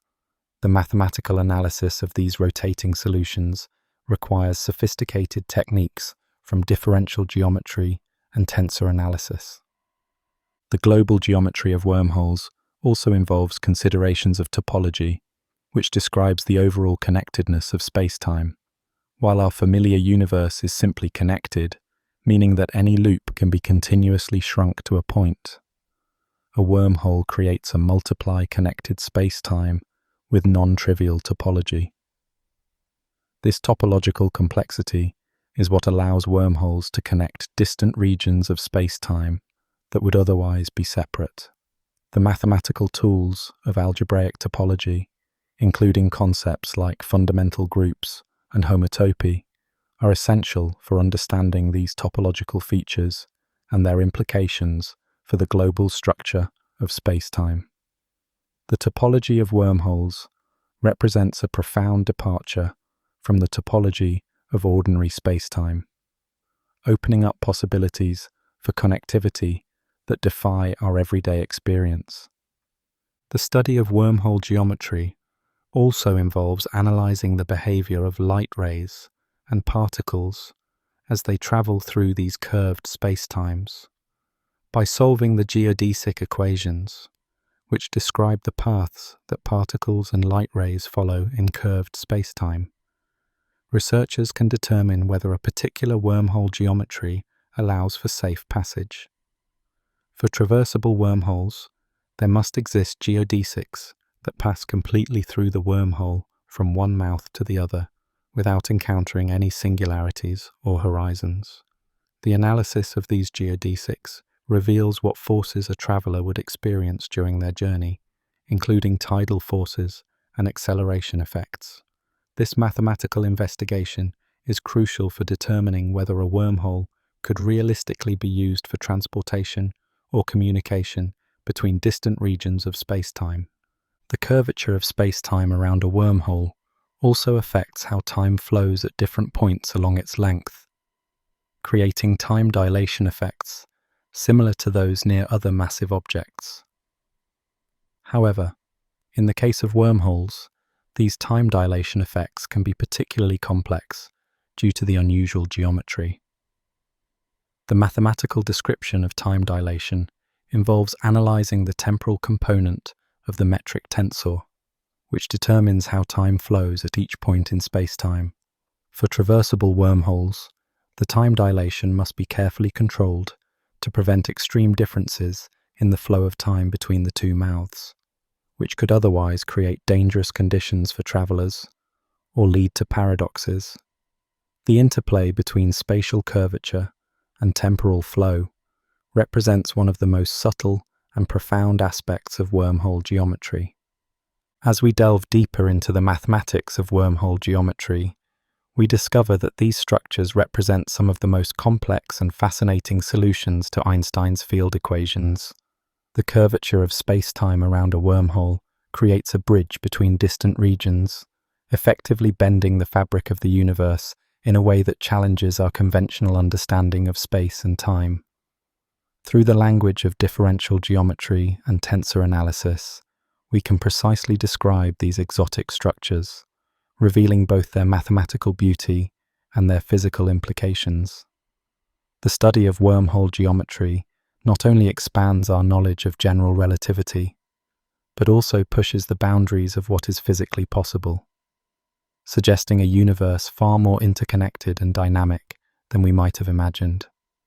Each mathematical exploration of these curved spacetimes brings us closer to understanding whether such structures could exist in our universe and how they might function as gateways through space and time. In the realm of general relativity, physicists have established several energy conditions that serve as constraints on the behavior of matter and energy in the universe. These conditions represent reasonable assumptions about how matter should behave, based on our everyday experience with classical physics. The most commonly discussed energy conditions include the weak energy condition, the dominant energy condition, the strong energy condition, and the null energy condition, each placing different constraints on the stress-energy tensor that describes matter and energy in spacetime. These conditions have proven valuable for proving important theorems in general relativity, such as the positive energy theorem and various singularity theorems that predict the formation of black holes under certain conditions. The weak energy condition states that for any time-like vector, the energy density measured by an observer moving along that vector must be non-negative. In simpler terms, This means that all observers should measure positive energy density, which aligns with our everyday experience where matter and energy always have positive density. The dominant energy condition is slightly more restrictive, requiring not only that the energy density be non-negative, but also that the flow of energy not exceed the speed of light. The strong energy condition places constraints on how gravity affects matter, essentially stating that gravity should always be attractive for ordinary matter, while the null energy condition specifically applies to light rays, requiring that the energy density measured by observers following light paths be non-negative. Wormhole geometry presents a fascinating challenge to these energy conditions, as maintaining a traversable wormhole throat necessarily violates at least the null energy condition, and typically all of the standard energy conditions. This violation occurs because the geometry of a wormhole throat requires a kind of gravitational repulsion rather than attraction to keep the throat open, which translates to negative energy density in the stress energy tensor. This mathematical result was first clearly demonstrated in the seminal work of Morris and Thorne in 1988, who showed that any traversable wormhole must contain exotic matter that violates the classical energy conditions. This revelation fundamentally altered our understanding of what might be physically possible in the universe, suggesting that quantum effects might play a crucial role in maintaining such exotic spacetime structures. The exotic matter required for wormholes is characterized primarily by its negative energy density, meaning that it would have less energy than the vacuum of empty space. This concept may seem counterintuitive because we normally think of vacuum as having zero energy. But in quantum field theory, the vacuum is actually a seething sea of virtual particles constantly popping in and out of existence. The energy density of exotic matter would be negative relative to this vacuum energy, effectively creating regions of space where the energy is lower than that of empty space. This negative energy density is what produces the gravitational repulsion needed to keep a wormhole throat open, counteracting the tendency of ordinary matter to cause gravitational attraction that would collapse the wormhole. Quantum field theory offers some hope for the existence of exotic matter through phenomena like the Casimir effect, which demonstrates that quantum fluctuations can produce regions of negative energy density under certain conditions. In the Casimir effect, two parallel conducting plates placed very close together in a vacuum experience an attractive force because the quantum fluctuations between them are restricted compared to those outside the plates. This restriction creates a region between the plates with lower energy density than the surrounding vacuum, effectively producing negative energy density relative to the unrestricted vacuum. While the Casimir effect produces only tiny amounts of negative energy and under very specific conditions, it demonstrates that quantum mechanics does allow for violations of the classical energy conditions, at least on microscopic scales. The amount of exotic matter required to maintain a wormhole throat depends on several factors, including the size of the throat and the desired geometry of the wormhole. Mathematical analysis shows that smaller wormholes require larger amounts of exotic matter per unit volume, making them potentially more difficult to create and stabilize. This relationship suggests that if wormholes do exist in nature, they are more likely to be macroscopic structures rather than microscopic ones, as the exotic matter requirement becomes more manageable at larger scales. However, even for macroscopic wormholes, the total amount of exotic matter needed could still be enormous, potentially equivalent to the mass of a star or even a galaxy, depending on the wormhole's size and geometry. Theoretical physicists have explored various mechanisms by which exotic matter might be created or sustained, often involving quantum fields in curved spacetime or other exotic quantum phenomena. One approach involves the manipulation of quantum fields to create what are called squeezed vacuum states, which can have regions of negative energy density. Another possibility involves the exploitation of quantum effects near black hole horizons or in the early universe, where extreme conditions might produce exotic matter naturally. Some theories even suggest that dark energy, the mysterious force driving the accelerated expansion of the universe, might have properties similar to exotic matter, potentially offering a cosmic source of the negative energy density needed for wormholes. These theoretical explorations remain highly speculative, but demonstrate the creative approaches physicists are taking to address the exotic matter requirement. The existence of exotic matter would have profound implications for our understanding of physics, potentially requiring modifications to quantum field theory, or even the development of entirely new theoretical frameworks. If exotic matter exists in significant quantities, it could revolutionize our understanding of energy, gravity, and the fundamental structure of spacetime. Some physicists have suggested that the exotic matter needed for wormholes might be related to as yet undiscovered particles or fields that exist beyond the current standard model of particle physics. The search for exotic matter thus connects wormhole theory to some of the deepest questions in fundamental physics, linking the geometry of spacetime to the microscopic world of quantum fields and particles. The violation of energy conditions by wormholes also raises interesting questions about the relationship between general relativity and quantum mechanics. General relativity, a classical theory, assumes that matter behaves according to certain energy conditions, while quantum mechanics allows for violations of these conditions through effects like the Casimir effect.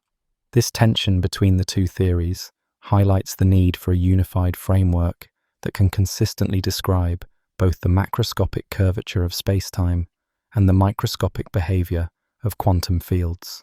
Wormholes, with their requirement for exotic matter, serve as a theoretical bridge between these two realms, potentially offering insights into how quantum mechanics and general relativity might be reconciled in a theory of quantum gravity. From a practical standpoint, the exotic matter requirement presents what might be the greatest obstacle to the creation or discovery of traversable wormholes. Even if exotic matter exists in principle, we currently have no way to produce or manipulate it in the quantities needed to stabilize a macroscopic wormhole. The technological challenges involved would be immense, potentially requiring energy densities and control mechanisms far beyond our current capabilities. Some physicists have suggested that if advanced civilizations elsewhere in the universe have mastered the manipulation of exotic matter, wormholes might serve as a means of interstellar or even intergalactic travel, though such speculation remains firmly in the realm of science fiction for now. The study of exotic matter and energy conditions has led to deeper mathematical insights into the structure of general relativity and the constraints it places on possible space-time geometries. Physicists have developed various averaged energy conditions that are weaker than the pointwise conditions, but still provide useful constraints on the behavior of matter and energy. These averaged conditions can sometimes be satisfied, even when the pointwise conditions are violated, offering potential loopholes that might make wormholes more physically plausible. The mathematical exploration of these energy conditions has enriched our understanding of general relativity and revealed the subtle interplay between geometry, matter, and energy in Einstein's theory. As we consider the exotic matter requirement for wormholes, we are reminded of the profound connections between different areas of theoretical physics. The study of energy conditions bridges general relativity, quantum field theory, and thermodynamics, revealing deep underlying principles that govern the behavior of matter and energy in the universe. The possibility that exotic matter might exist challenges our classical intuitions about energy and suggests that the quantum world might hold surprises that could fundamentally alter our understanding of space-time. While the exotic matter requirement remains a significant obstacle to the physical realization of wormholes, it also serves as a catalyst for theoretical exploration, driving research into the foundations of physics and the nature of reality itself.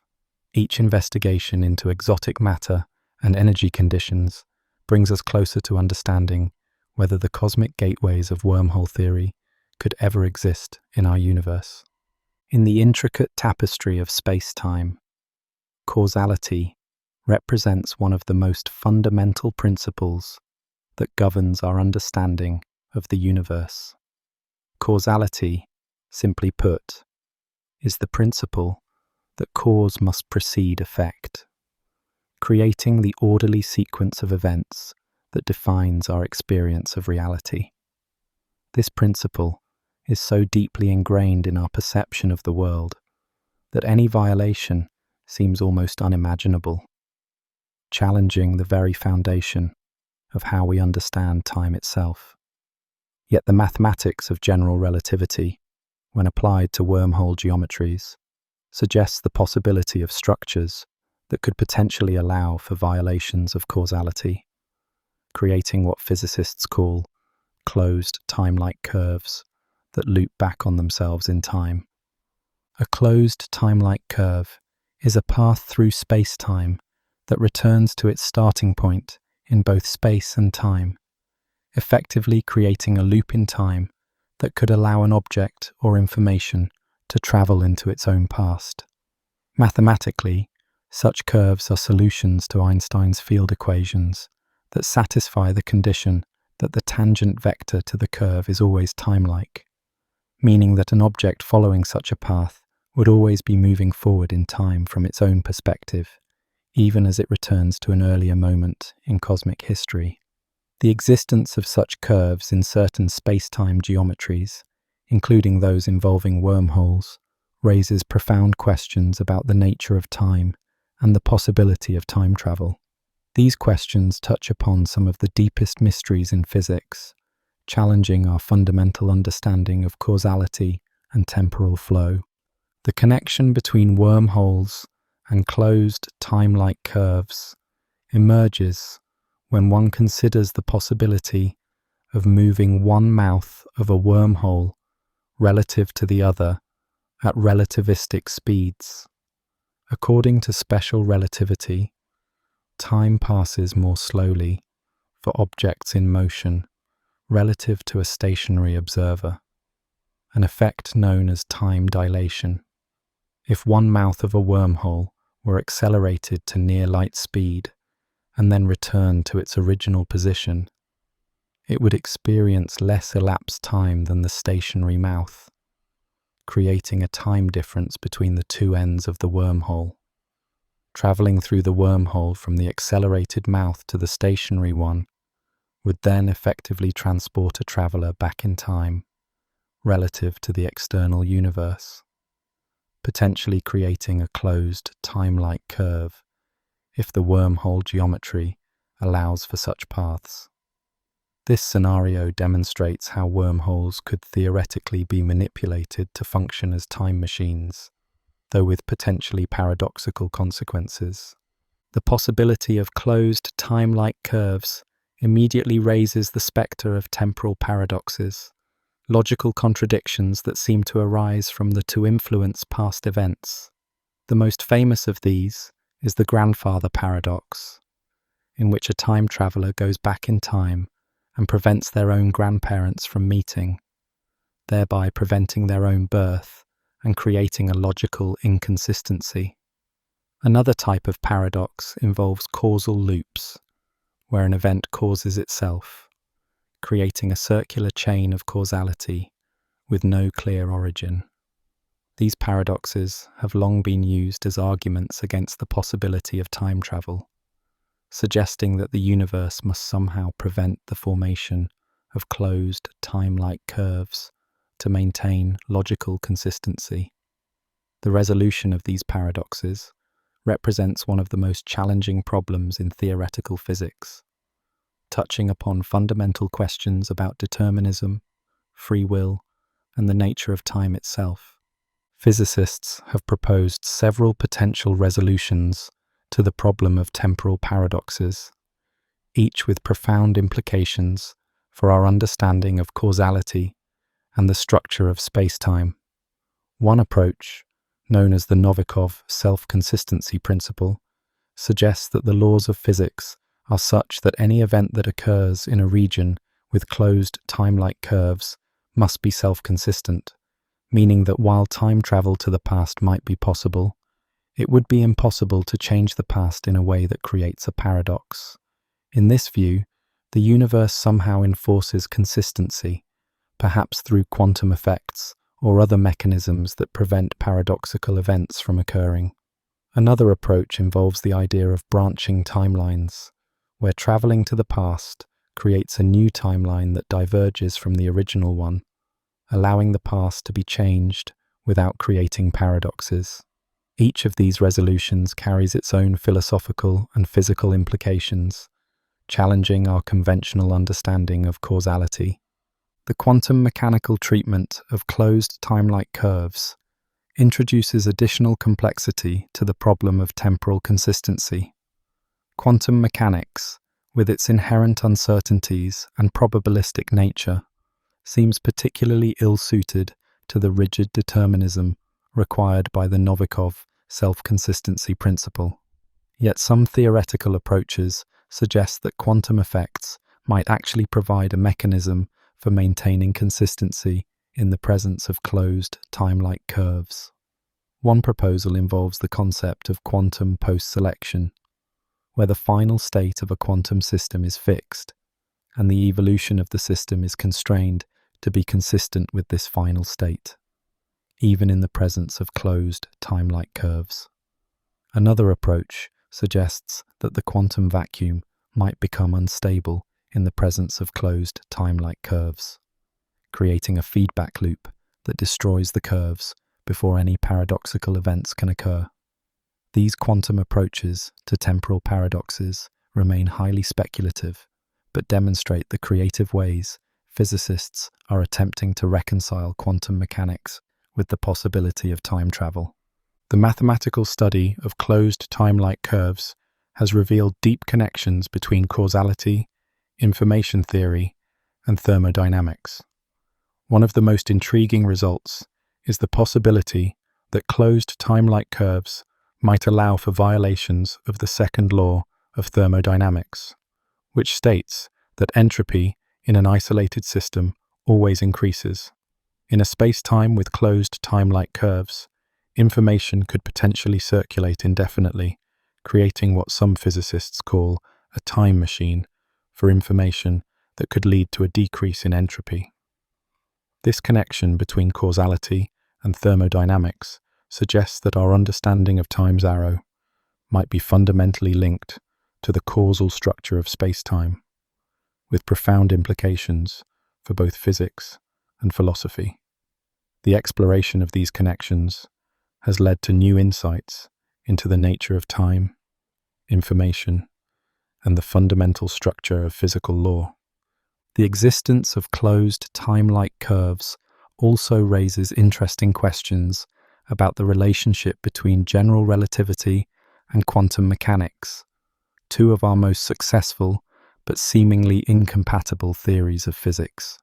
General relativity, as a classical theory, allows for the possibility of closed time-like curves in certain space-time geometries, while quantum mechanics, with its inherent uncertainties and probabilistic nature, seems to resist the rigid determinism implied by such curves.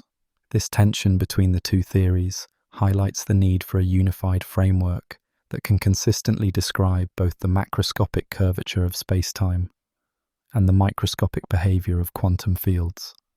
Some physicists have suggested that a complete theory of quantum gravity might resolve the issue by either prohibiting closed time-like curves entirely or providing a consistent quantum description of how they would behave. The quest for such a unified theory represents one of the most important challenges in theoretical physics, with wormholes and closed time-like curves serving as important test cases for potential theories. From an observational standpoint, the search for evidence of closed time-like curves or other violations of causality represents an extreme challenge for experimental physics.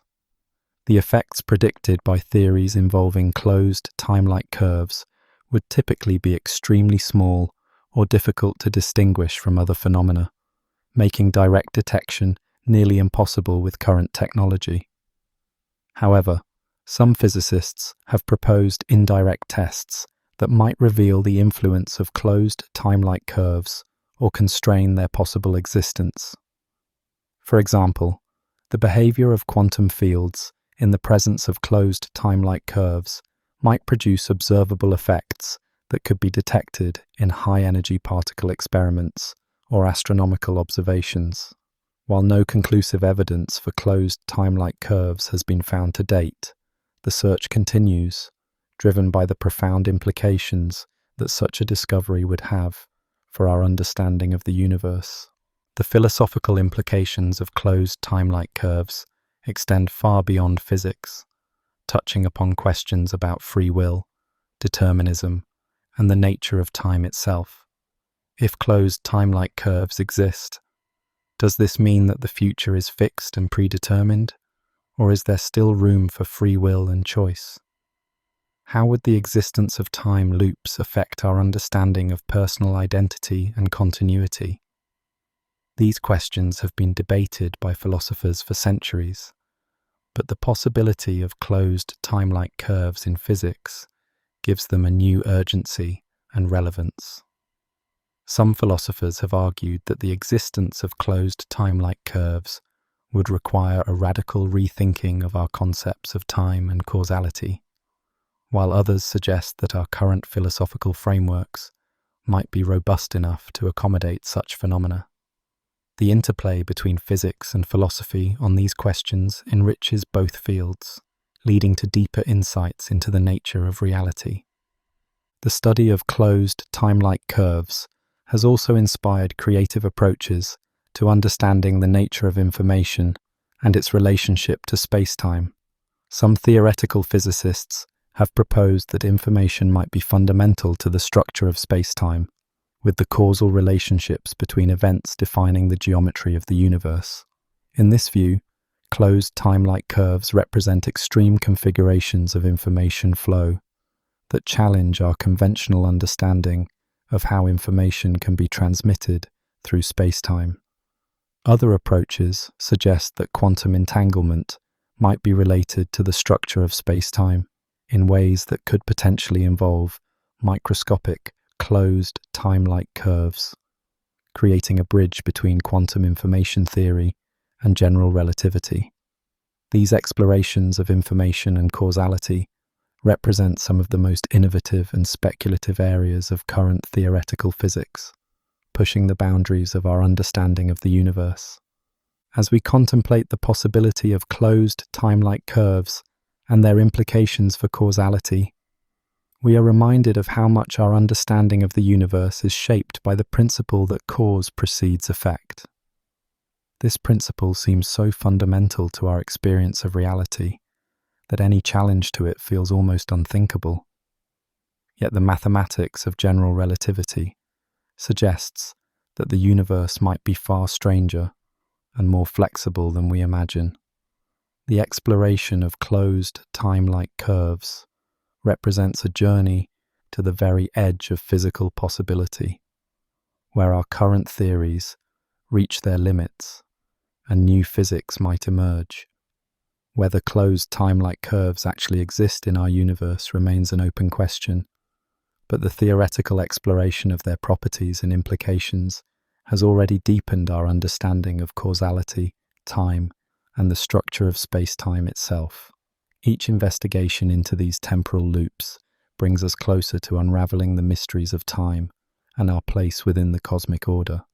In the vast landscape of theoretical physics, Schwarzschild wormholes represent the simplest and earliest discovered type of wormhole solution, emerging naturally from the equations of general relativity.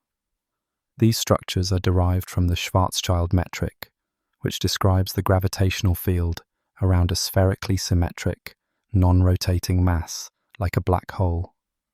When mathematicians and physicists analyze the full structure of this metric, they discover that it contains a bridge connecting two separate regions of spacetime, forming a tunnel-like geometry that would later be recognized as a wormhole.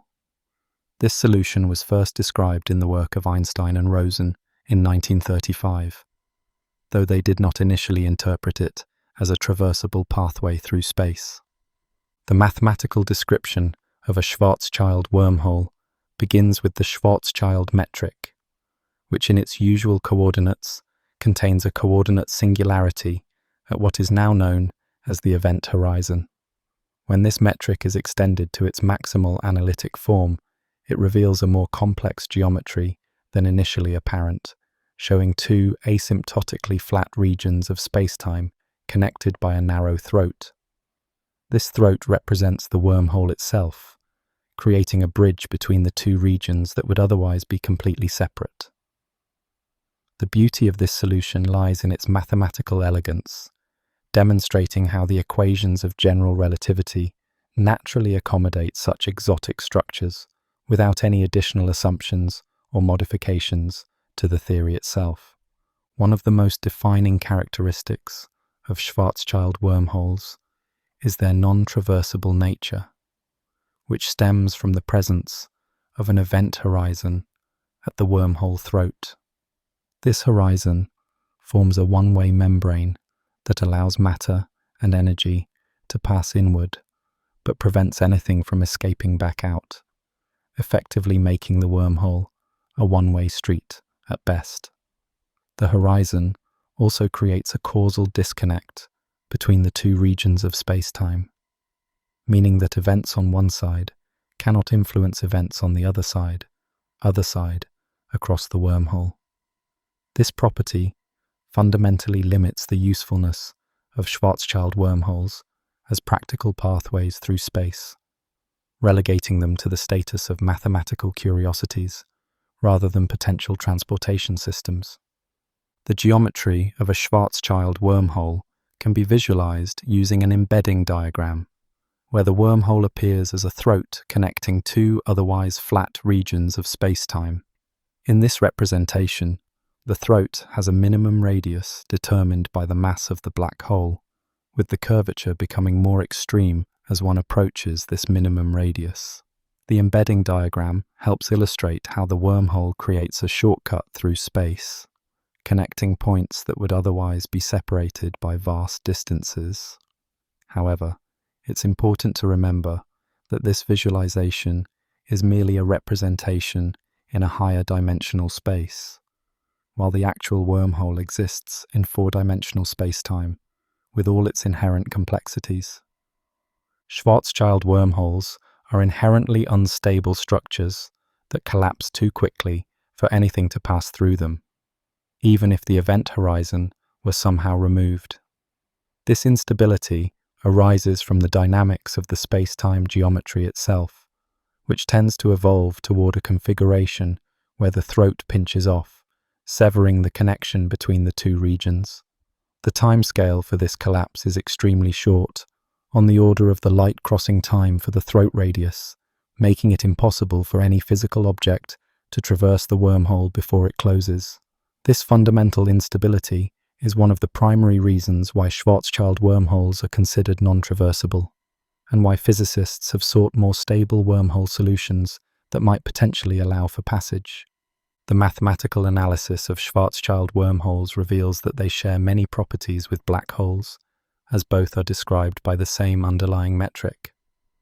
In fact, a Schwarzschild wormhole can be understood as the maximally extended version of a Schwarzschild black hole, including not only the exterior region we observe, but also a parallel universe connected through the wormhole throat. This connection highlights the deep relationship between black holes and wormholes in general relativity, showing how these seemingly different phenomena are actually different aspects of the same geometric structure. The study of Schwarzschild wormholes has thus contributed significantly to our understanding of black hole physics, providing insights into the global structure of space-time around these mysterious objects. Despite their limitations as traversable structures, Schwarzschild wormholes have played a crucial role in the development of wormhole theory and our understanding of general relativity. They were among the first examples of how general relativity allows for non-trivial topologies in spacetime, challenging the assumption that spacetime must be simply connected. The existence of such solutions in Einstein's theory demonstrated that the universe might be far more complex and interconnected than previously imagined, inspiring physicists to explore other exotic spacetime geometries. Schwarzschild wormholes thus serve as important theoretical laboratories for testing the limits of general relativity and exploring the mathematical possibilities inherent in the theory. The study of Schwarzschild wormholes has also led to important insights into the nature of singularities in general relativity. In the Schwarzschild solution, the wormhole throat contains a curvature singularity, where the geometry becomes ill-defined and the equations of general relativity break down. This singularity is similar to the one found at the center of a black hole, representing a point where our current understanding of physics reaches its limits.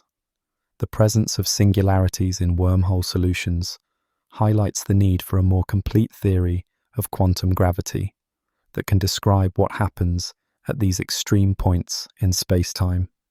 Schwarzschild wormholes thus serve as valuable test cases for theories attempting to unify general relativity with quantum mechanics.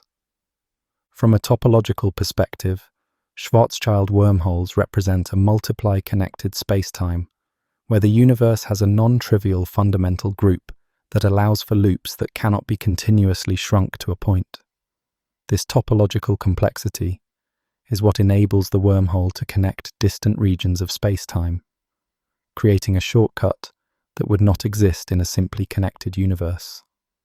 The study of these topological properties has deepened our understanding of the relationship between geometry and topology in general relativity, showing how the large-scale structure of spacetime can influence its local properties.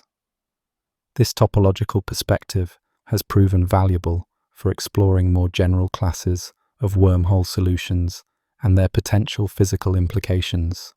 The mathematical techniques developed to analyze Schwarzschild wormholes have found applications beyond wormhole physics, influencing diverse areas of general relativity and differential geometry. Methods for extending solutions across coordinate singularities, analyzing global spacetime structure, and understanding the relationship between local and global properties of curved spacetimes all have roots in the study of Schwarzschild wormholes.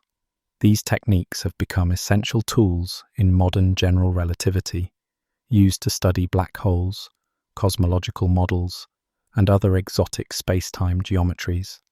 The mathematical framework developed for Schwarzschild wormholes thus continues to benefit theoretical physics more broadly, demonstrating how the study of even seemingly esoteric concepts can yield practical mathematical tools. As we consider the place of Schwarzschild wormholes in the broader landscape of theoretical physics, we can appreciate their role as foundational examples that illustrate the rich possibilities inherent in general relativity. While they may never be traversable or physically realizable in our universe, they provide invaluable insights into the nature of spacetime, the relationship between geometry and topology, and the limits of our current physical theories. The study of Schwarzschild wormholes continues to inspire new research directions, from quantum gravity to cosmology, demonstrating how even the simplest wormhole solutions can have profound implications for our understanding of the universe. These non-traversable structures serve as reminders of the theoretical richness of general relativity and the endless possibilities it suggests for the nature of reality. In the rich tapestry of general relativity, the Reissner-Nordström solution represents a fascinating generalization of the Schwarzschild metric that incorporates electric charge into the description of black holes and wormholes. This solution, discovered independently by Hans Reissner and Gunnar Nordström in the early 20th century, describes the gravitational field around a spherically symmetric object with both mass and electric charge. When extended to its maximal analytic form, this metric reveals a wormhole structure similar to the Schwarzschild case, but with additional complexity arising from the presence of charge. The inclusion of electric charge fundamentally alters the geometry of spacetime, creating new possibilities for wormhole physics that are not present in the uncharged Schwarzschild solution. The mathematical description of a Reissner-Nordström wormhole begins with the Reissner-Nordström metric, which includes terms that account for both the mass and charge of the central object. This metric contains several key features that distinguish it from the Schwarzschild case, including the possibility of two event horizons for certain values of charge and mass. When the metric is extended to its maximal form, it reveals a wormhole throat connecting two separate regions of spacetime, much like the Schwarzschild wormhole, but with a modified geometry due to the presence of electric charge.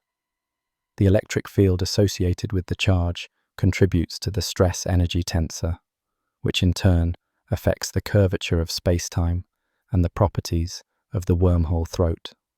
This interplay between electromagnetism and gravity creates a richer mathematical structure that offers new insights into the nature of wormholes.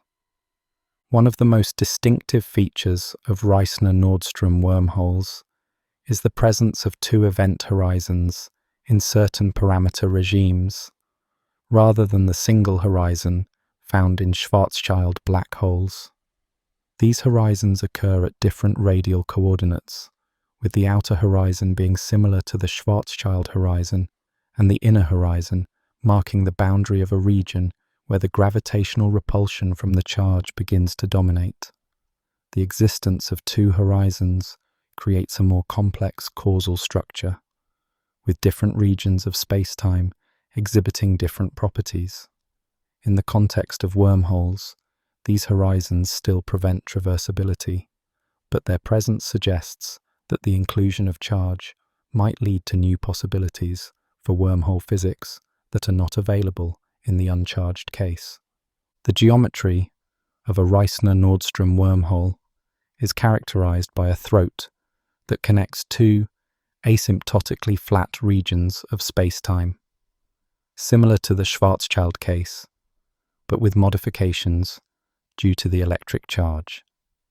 The presence of charge affects the shape and size of the wormhole throat, potentially creating a wider or more stable passage than would be possible with mass alone.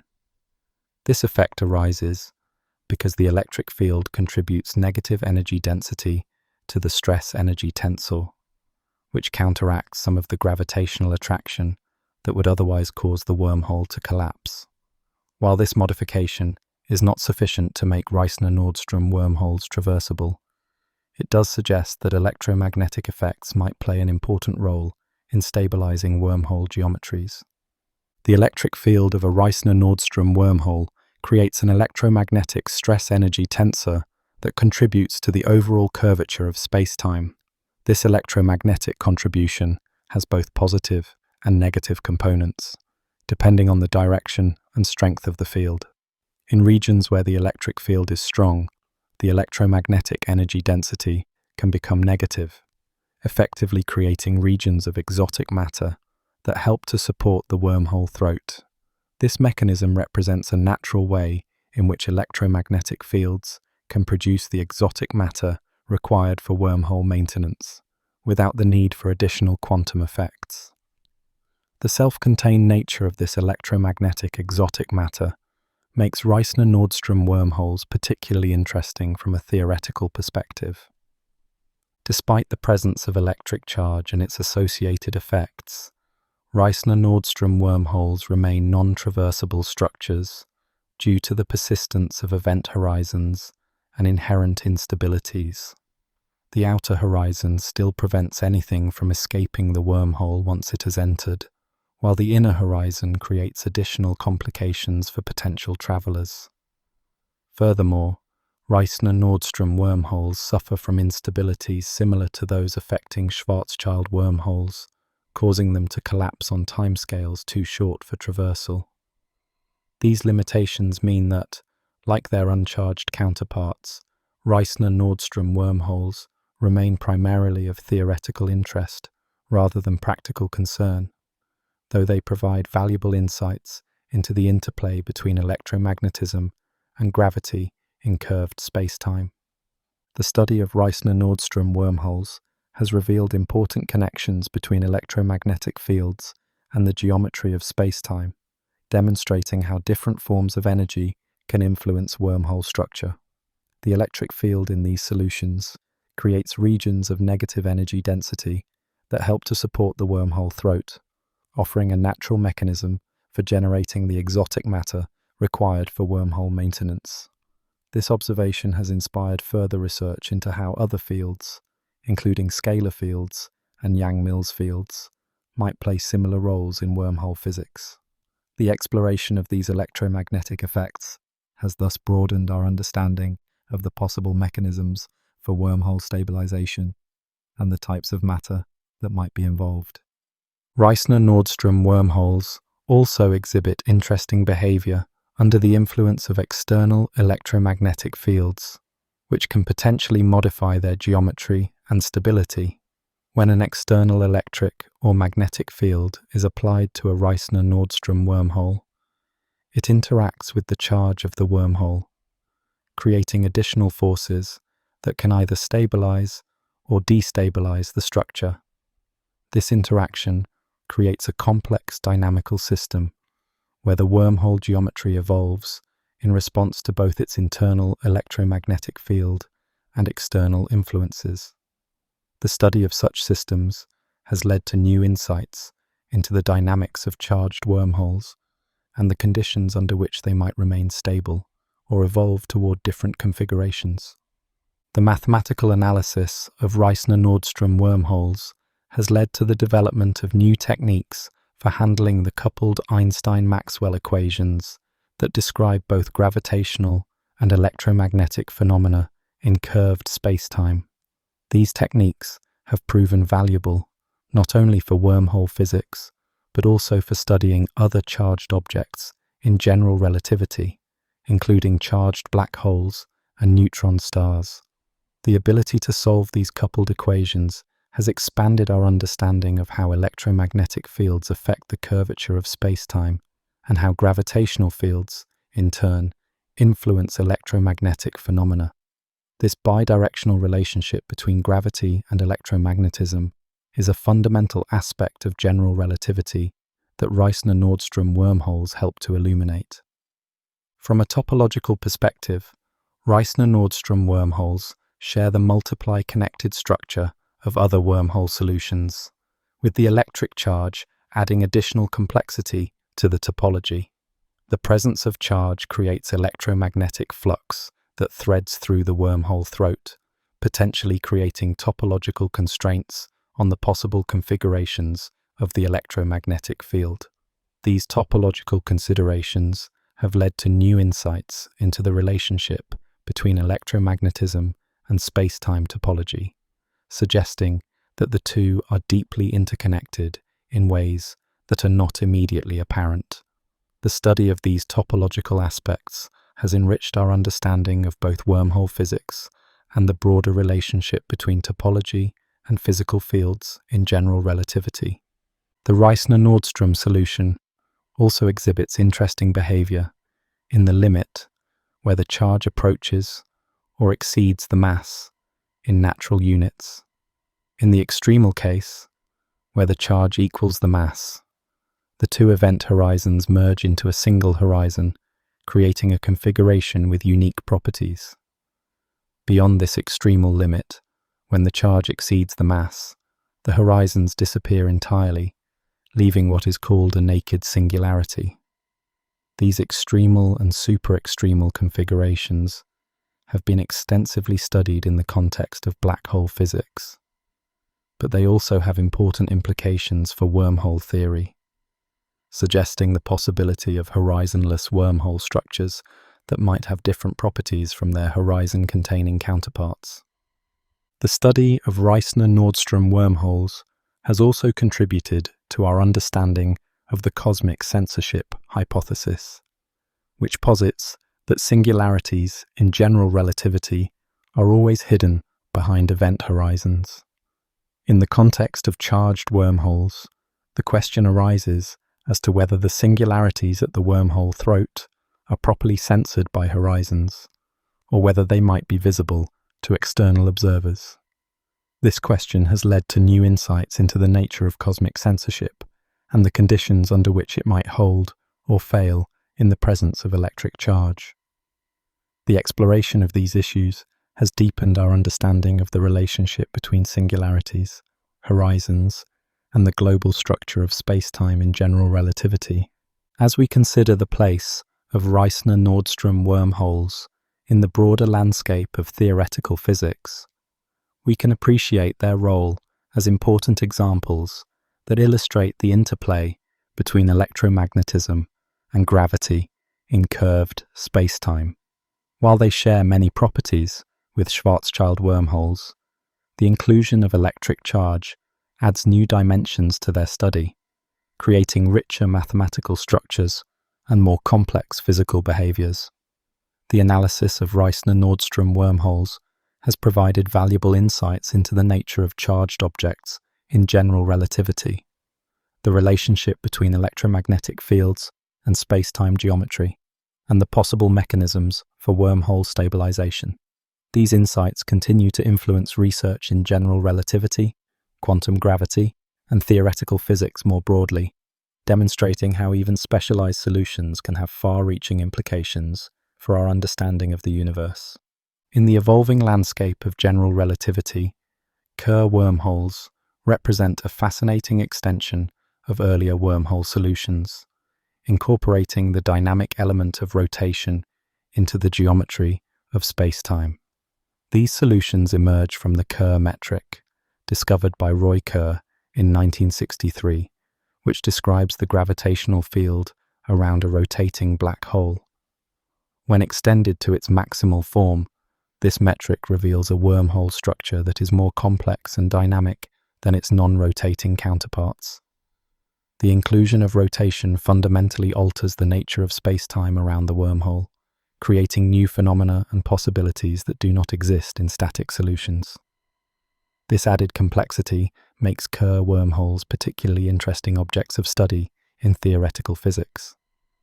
The mathematical description of a Kerr wormhole begins with the Kerr metric, which incorporates both mass and angular momentum as parameters that determine the geometry of spacetime. Unlike the Schwarzschild metric, which depends only on mass, the Kerr metric includes cross terms that account for the rotation of the central object, creating a richer mathematical structure. When this metric is extended to its maximal analytic form, it reveals a wormhole throat connecting two regions of spacetime, much like previous solutions, but with important modifications due to rotation. The angular momentum of the wormhole introduces frame dragging effects, where spacetime itself is dragged around the rotating object, creating a vortex-like structure that affects the motion of particles and light rays. This frame dragging is one of the most distinctive features of Kerr wormholes, setting them apart from their non-rotating counterparts. One of the most remarkable features of Kerr wormholes is the presence of an ergosphere, a region outside the event horizon where the frame dragging becomes so extreme that nothing can remain stationary, not even light.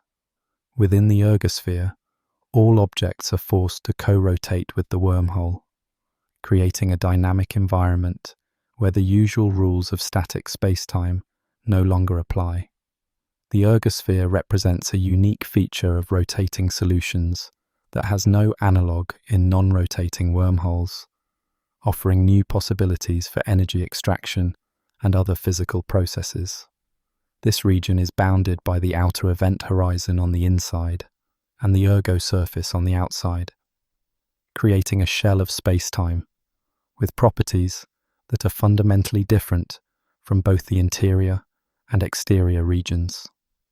The existence of the ergosphere demonstrates how rotation introduces entirely new physical phenomena into wormhole physics. The geometry of a Kerr wormhole is characterized by a ring singularity rather than the point singularity found in Schwarzschild wormholes. This ring-shaped singularity lies in the equatorial plane of the wormhole and has important implications for the global structure of spacetime.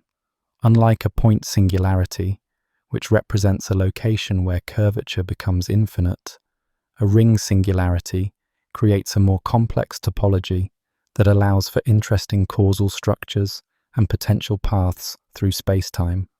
The ring singularity is surrounded by event horizons that differ from those of non-rotating wormholes, with the possibility of two horizons in certain parameter regimes.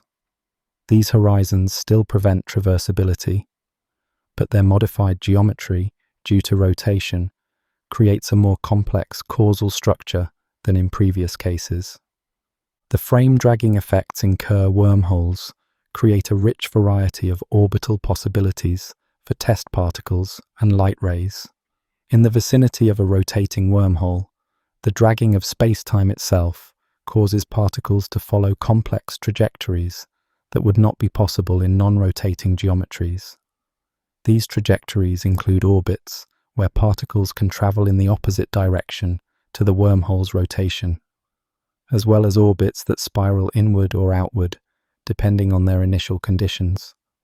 The study of these orbital dynamics has revealed important insights into the nature of rotating spacetimes and the ways in which angular momentum affects the motion of matter and energy.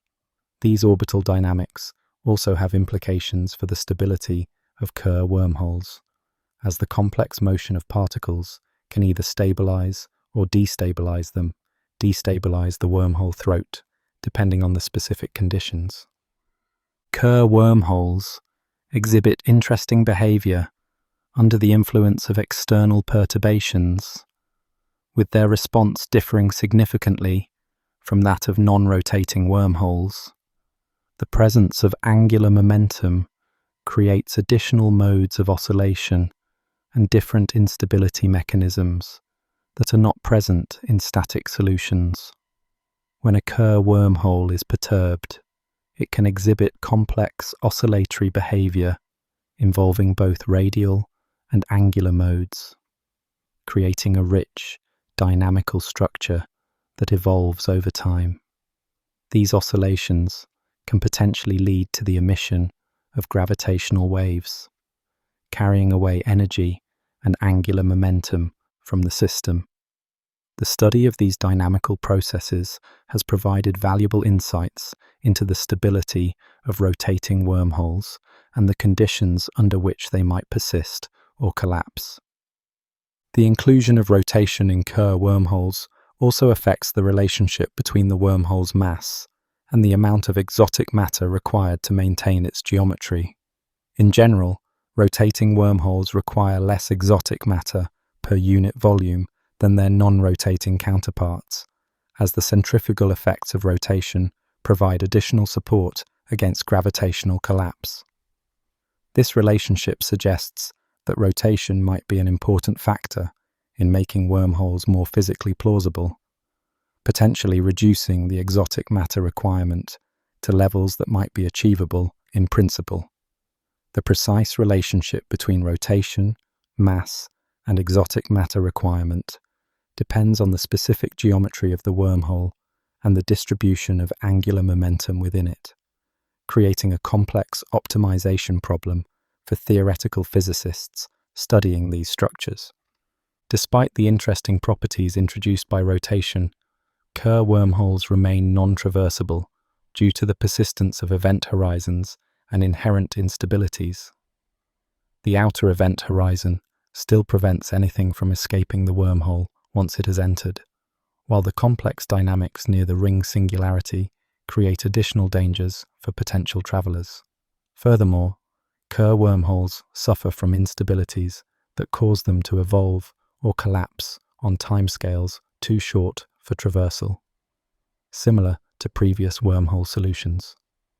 These limitations mean that, like other classical wormholes, Kerr wormholes are primarily of theoretical interest rather than practical concern, though they provide valuable insights into the effects of rotation on spacetime geometry and wormhole structure.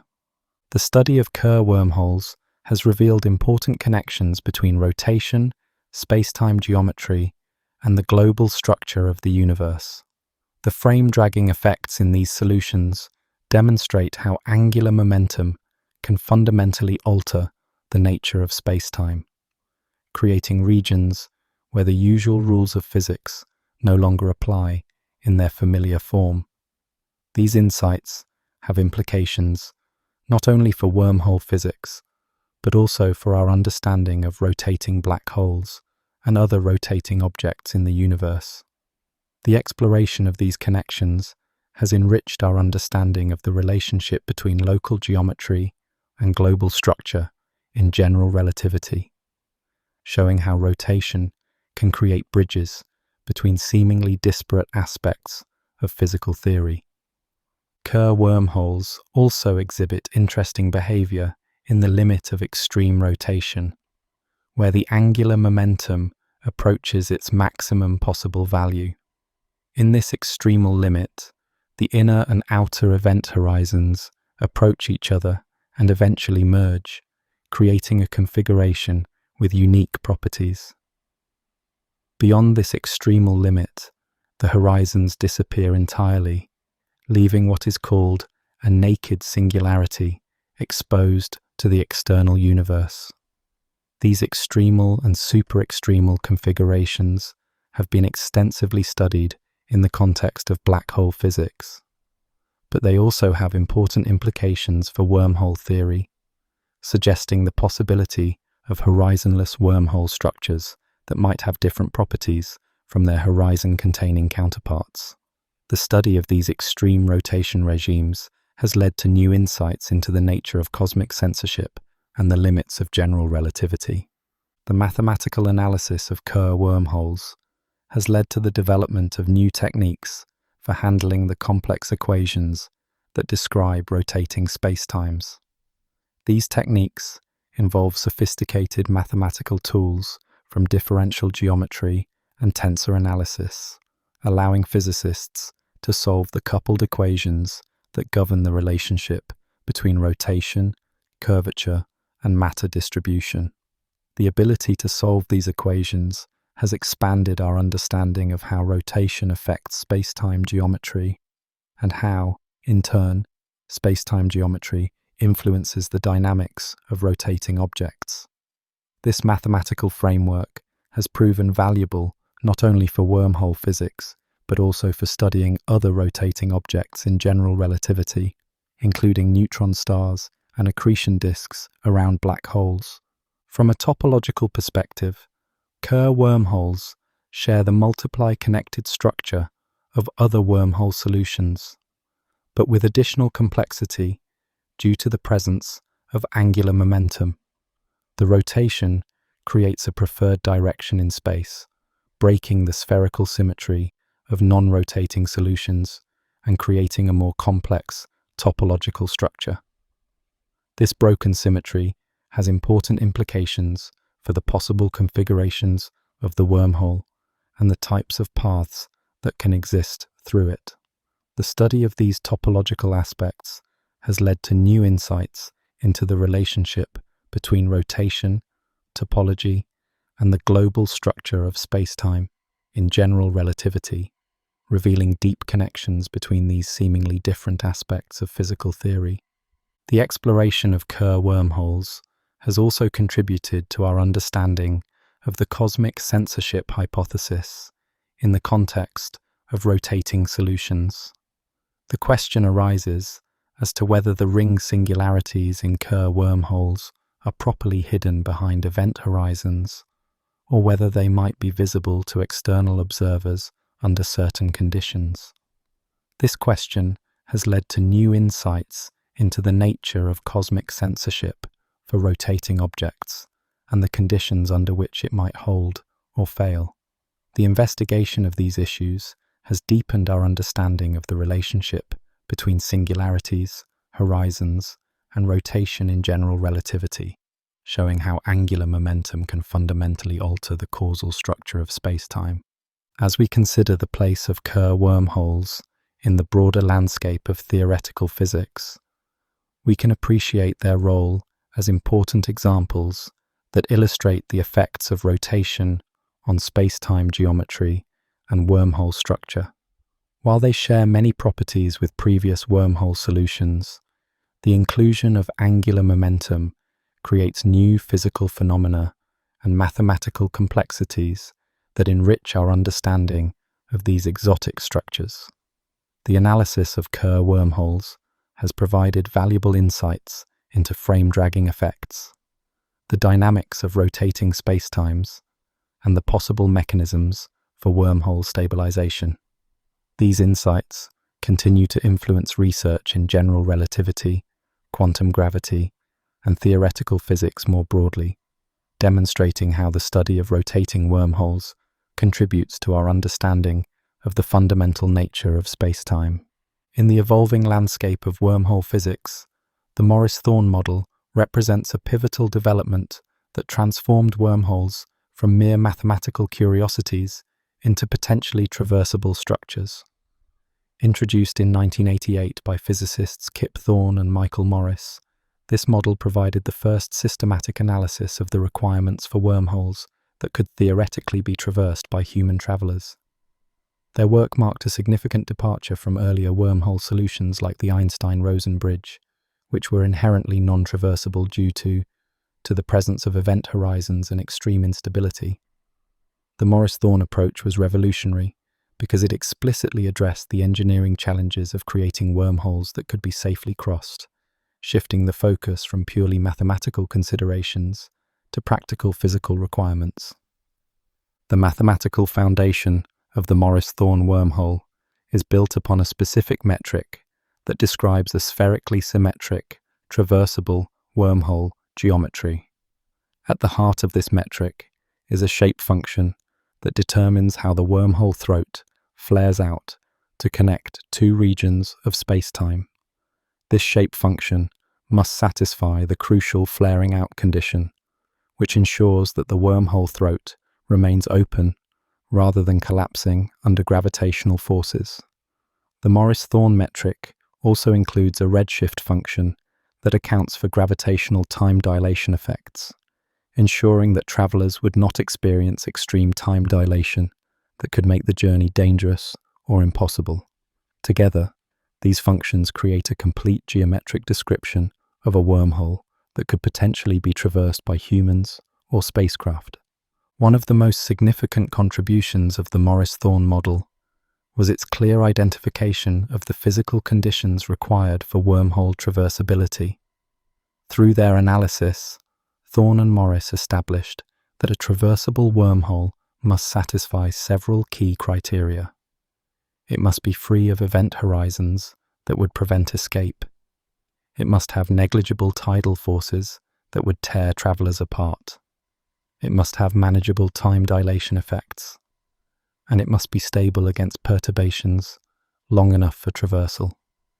These criteria provided a concrete checklist for evaluating whether a proposed wormhole geometry could realistically be used for transportation, shifting the discussion from abstract mathematical possibilities to concrete engineering challenges.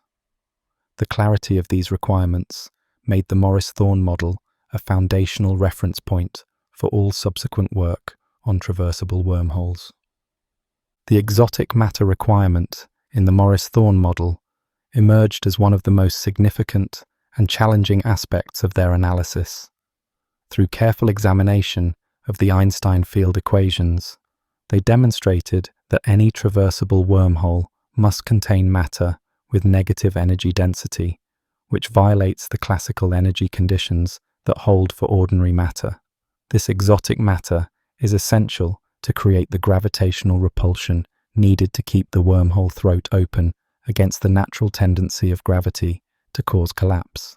The Morris-Thorne analysis quantified exactly how much exotic matter would be required for different wormhole geometries, showing that larger wormholes generally need less exotic matter per unit volume than smaller ones. This relationship suggested that if traversable wormholes exist in nature, they are more likely to be macroscopic structures rather than microscopic ones. The Morris-Thorne model also provided detailed calculations of the tidal forces that travelers would experience when passing through a wormhole. Tidal forces arise from differences in gravitational field strength across a body, and in the extreme environment of a wormhole, these forces could potentially be strong enough to tear apart any object or traveler. Through their mathematical analysis, Thorne and Morris showed that for a wormhole to be safely traversable by humans, the tidal forces must be kept within tolerable limits, typically less than 1 Earth gravity. This requirement imposes additional constraints on the wormhole geometry, particularly on how quickly the throat flares out from its narrowest point. The careful consideration of these tidal forces demonstrated the comprehensive nature of the Morris-Thorne approach, which addressed not only the geometric possibility of wormholes, but also the practical safety concerns for potential travelers. Another important aspect of the Morris-Thorne model is its treatment of wormhole stability, which is crucial for any structure that might be used for transportation. Even if a wormhole geometry satisfies all the traversability criteria at a single moment in time, it might still be unstable to small perturbations, causing it to collapse before anyone could pass through. The Morris-Thorne analysis included an examination of stability conditions, showing that wormholes satisfying their traversability criteria could potentially be stable if properly maintained. This stability analysis represented a significant advance over earlier work, which had largely ignored the question of whether wormholes could persist long enough to be useful. The possibility of stable, traversable wormholes opened new avenues for theoretical exploration and practical speculation about their potential existence in the universe. The Morris-Thorne model also addressed the question of how wormholes might be created in the first place, proposing several potential mechanisms for their formation. One possibility they suggested was that wormholes might be created in the early universe during quantum fluctuations, similar to how cosmic inflation is thought to have produced primordial density fluctuations.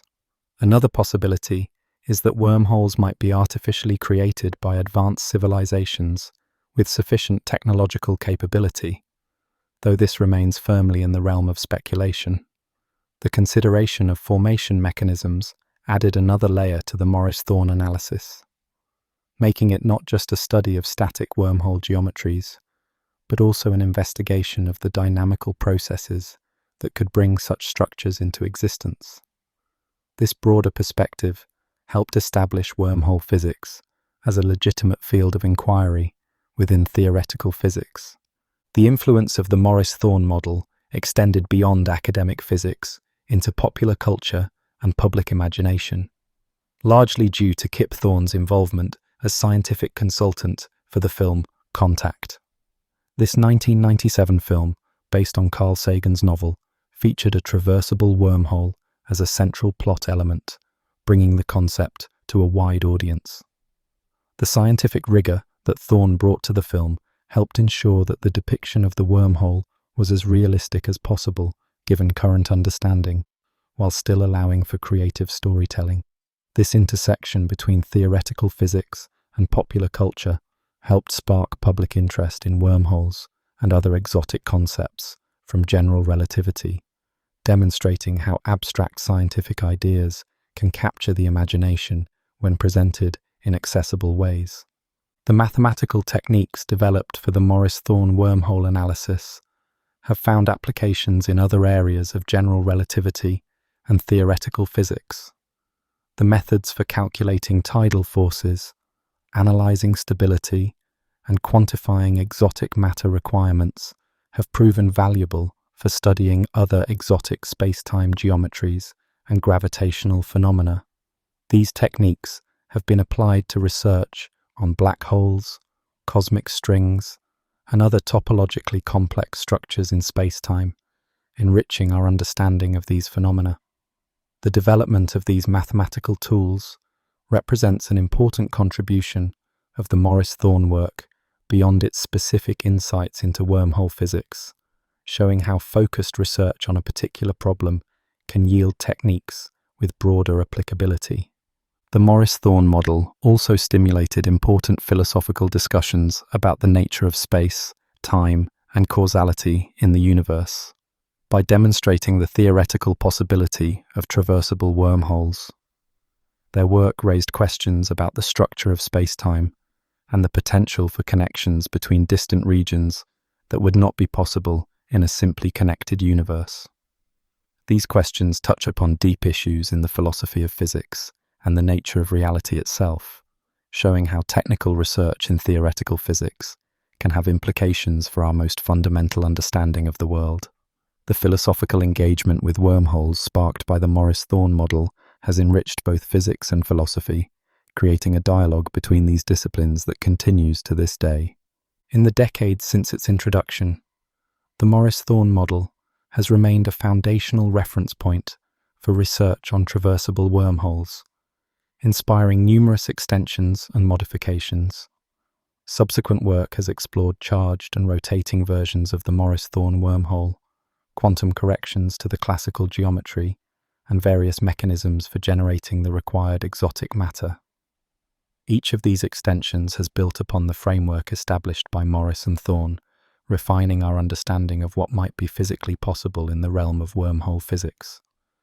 The enduring influence of their model testifies to its power and insight, demonstrating how a well-constructed theoretical framework can continue to guide research long after its initial development.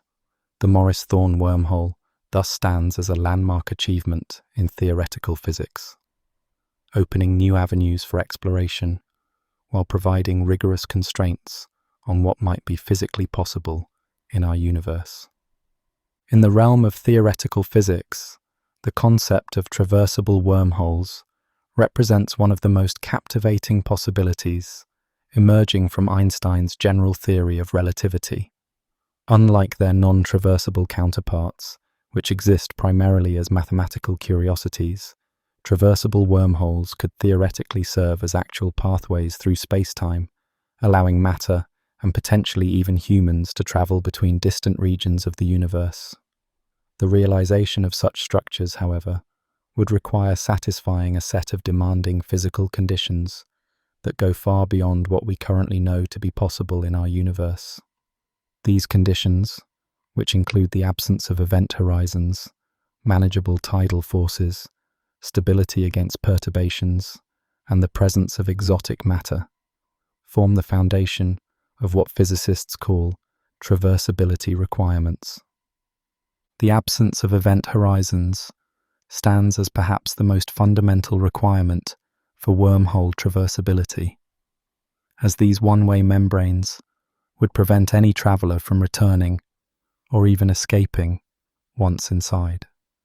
In classical black hole physics, event horizons represent points of no return, beyond which nothing, not even light, can escape due to the extreme curvature of spacetime.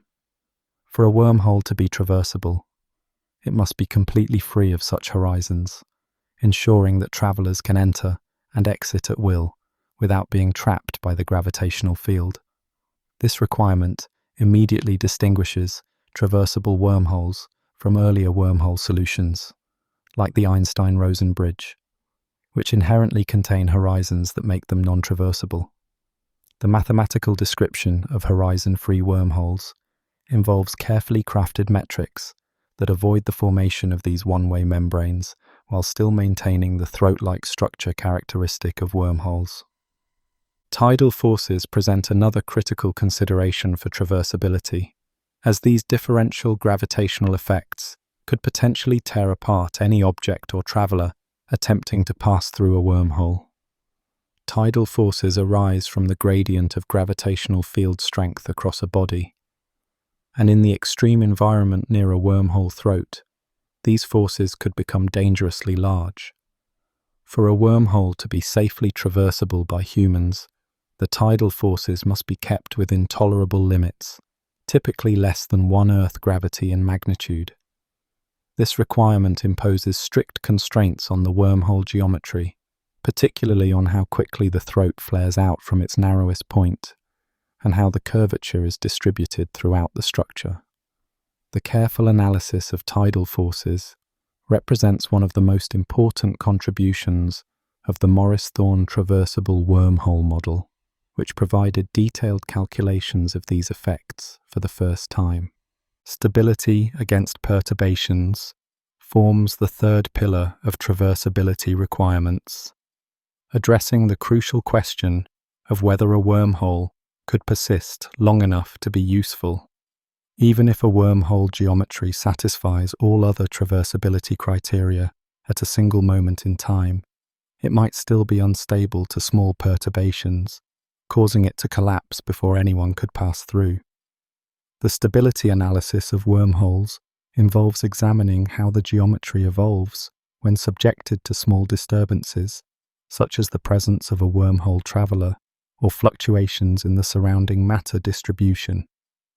For a wormhole to be considered truly traversable, it must be able to maintain its structure long enough for a journey from one mouth to the other, which could range from minutes to hours depending on the specific geometry and the speed of travel.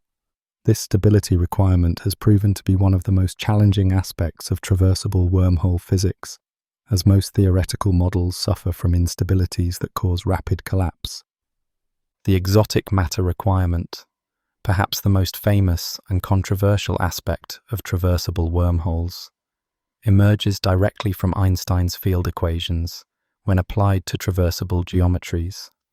Through careful mathematical analysis, physicists have demonstrated that any traversable wormhole must contain matter with negative energy density, which violates the classical energy conditions that hold for ordinary matter. This exotic matter is essential to create the gravitational repulsion needed to keep the wormhole throat open against the natural tendency of gravity to cause collapse. The amount and distribution of this exotic matter depend on the specific wormhole geometry, with larger wormholes generally requiring less exotic matter per unit volume than smaller ones. This relationship suggests that if traversable wormholes exist in nature, they are more likely to be macroscopic structures rather than microscopic ones, as the exotic matter requirement becomes more manageable at larger scales. The geometry of a traversable wormhole must also satisfy what physicists call the flaring out condition, which ensures that the wormhole throat opens outward rather than collapsing inward. Mathematically, this condition requires that the radial coordinate increase as we move away from the throat in either direction, creating the characteristic flare that allows passage through the wormhole. The flaring out condition is essential for traversability because it prevents the formation of a pinch-off point that would effectively sever the connection between the two regions of spacetime. This geometric constraint has important implications for the shape function that defines the wormhole's profile, limiting the possible forms that a traversable wormhole can take. The analysis of this condition represents a key aspect of the mathematical framework developed for studying traversable wormholes, providing clear criteria for evaluating proposed geometries. Time dilation effects present another important consideration for traversable wormholes, as extreme differences in the flow of time between the wormhole mouths could create dangerous conditions for travelers. In the vicinity of strong gravitational fields, time passes more slowly relative to regions of weaker gravity, an effect known as gravitational time dilation. For a wormhole to be traversable, the time dilation must be carefully controlled to prevent extreme differences in the flow of time between the two mouths. This requirement imposes constraints on the redshift function that appears in the wormhole metric, which describes how time flows at different points along the wormhole. The management of time dilation effects is particularly important if the wormhole is to be used for transportation between regions with significantly different gravitational potentials, as uncontrolled time dilation could lead to paradoxical situations or physical dangers for travelers. The engineering challenges associated with creating and maintaining a traversable wormhole extend beyond the basic physical requirements to include practical considerations of construction and operation.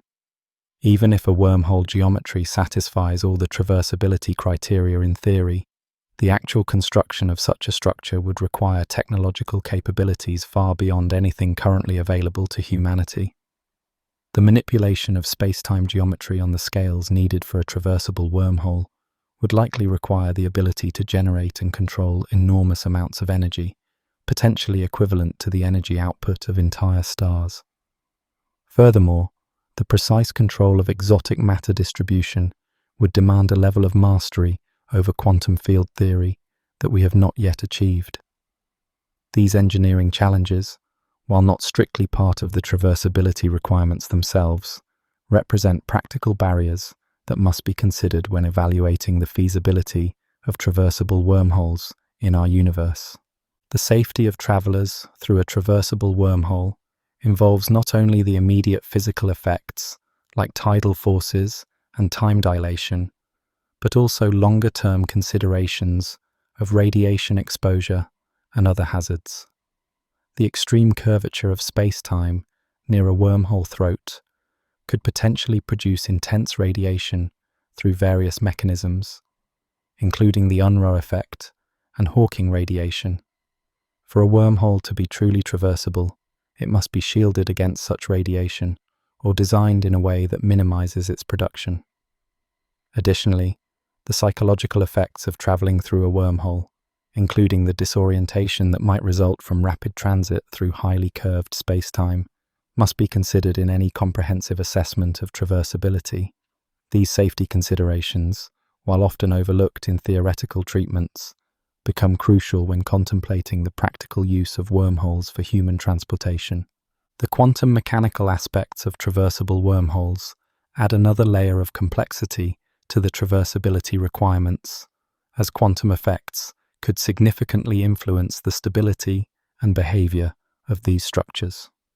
Quantum fluctuations in the space-time metric, vacuum polarization effects, and particle creation in strong gravitational fields all represent quantum phenomena that could affect wormhole traversability. The inclusion of quantum effects in wormhole physics has led to the development of semi-classical gravity approaches, which attempt to combine general relativity with quantum field theory. These approaches have revealed that quantum effects might both help and hinder traversability, potentially providing mechanisms for wormhole stabilization while also introducing new sources of instability. The complete understanding of traversable wormholes will likely require a full theory of quantum gravity that we do not yet possess, making the current analysis of traversability requirements necessarily incomplete. The cosmological implications of traversable wormholes represent another important consideration in assessing their feasibility and potential impact on the universe. If traversable wormholes exist, they could significantly affect the large-scale structure of the universe by creating connections between regions that would otherwise be causally disconnected. These connections could influence the formation of cosmic structures, the distribution of matter and energy, and even the evolution of the universe itself. Furthermore, the presence of traversable wormholes could have implications for the cosmic censorship hypothesis, which posits that singularities are always hidden behind event horizons. The cosmological consequences of traversable wormholes remain largely unexplored, representing an important frontier for theoretical research that could yield insights into the fundamental nature of space-time and the global structure of the universe. As we contemplate the requirements for wormhole traversability, we are reminded of the profound gap between theoretical possibility and practical feasibility in physics. While the mathematical framework of general relativity allows for traversable wormhole geometries that satisfy all the necessary conditions, the physical realization of such structures would require overcoming challenges that may be fundamentally insurmountable. The exotic matter requirement alone presents a formidable obstacle, as it demands the existence of forms of matter that may not be possible in our universe according to our current understanding of quantum field theory. Yet the study of traversable wormholes remains valuable, not necessarily as a blueprint for future engineering projects, but as a theoretical exploration of the boundaries of what is physically possible. Each investigation into the requirements for traversability deepens our understanding of general relativity, quantum mechanics, and the fundamental nature of spacetime, revealing the rich and complex tapestry of physical law that governs our universe. In the realm of theoretical physics, few concepts are as simultaneously fascinating and controversial as exotic matter, the hypothetical substance with negative energy density that appears essential for traversable wormholes. According to Einstein's field equations, the curvature of spacetime is directly related to the distribution of matter and energy, and for a wormhole throat to remain open rather than collapse under gravitational forces, it must be supported by matter that violates the classical energy conditions. These energy conditions, which include the weak, dominant, strong, and null energy conditions, represent reasonable assumptions about how matter should behave based on our everyday experience with classical physics. The violation of these conditions by exotic matter means that such matter would have properties fundamentally different from any known form of matter in our universe, creating a formidable theoretical and practical challenge for the realization of traversable wormholes. The mathematical necessity of exotic matter for traversable wormholes was first clearly demonstrated in the seminal work of Morris and Thorne in 1988, who showed that any wormhole geometry satisfying the flaring out condition must contain matter with negative energy density. Their analysis revealed that at the throat of a traversable wormhole, the radial component of the stress-energy tensor must be negative, creating a gravitational repulsion that counteracts the natural tendency of gravity to cause collapse. This negative energy density is what distinguishes exotic matter from ordinary matter, which always has positive energy density according to classical physics. The amount of exotic matter required depends on the specific wormhole geometry, with larger wormholes generally needing less exotic matter per unit volume than smaller ones, suggesting that if traversable wormholes exist, they are more likely to be macroscopic structures rather than microscopic ones. Quantum field theory offers some hope for the existence of exotic matter through phenomena like the Casimir effect, which demonstrates that quantum fluctuations can produce regions of negative energy density under certain conditions. In the Casimir effect, two parallel conducting plates placed very close together in a vacuum experience an attractive force because the quantum fluctuations between them are restricted compared to those outside the plates. This restriction creates a region between the plates with lower energy density than the surrounding vacuum, effectively producing negative energy density relative to the unrestricted vacuum.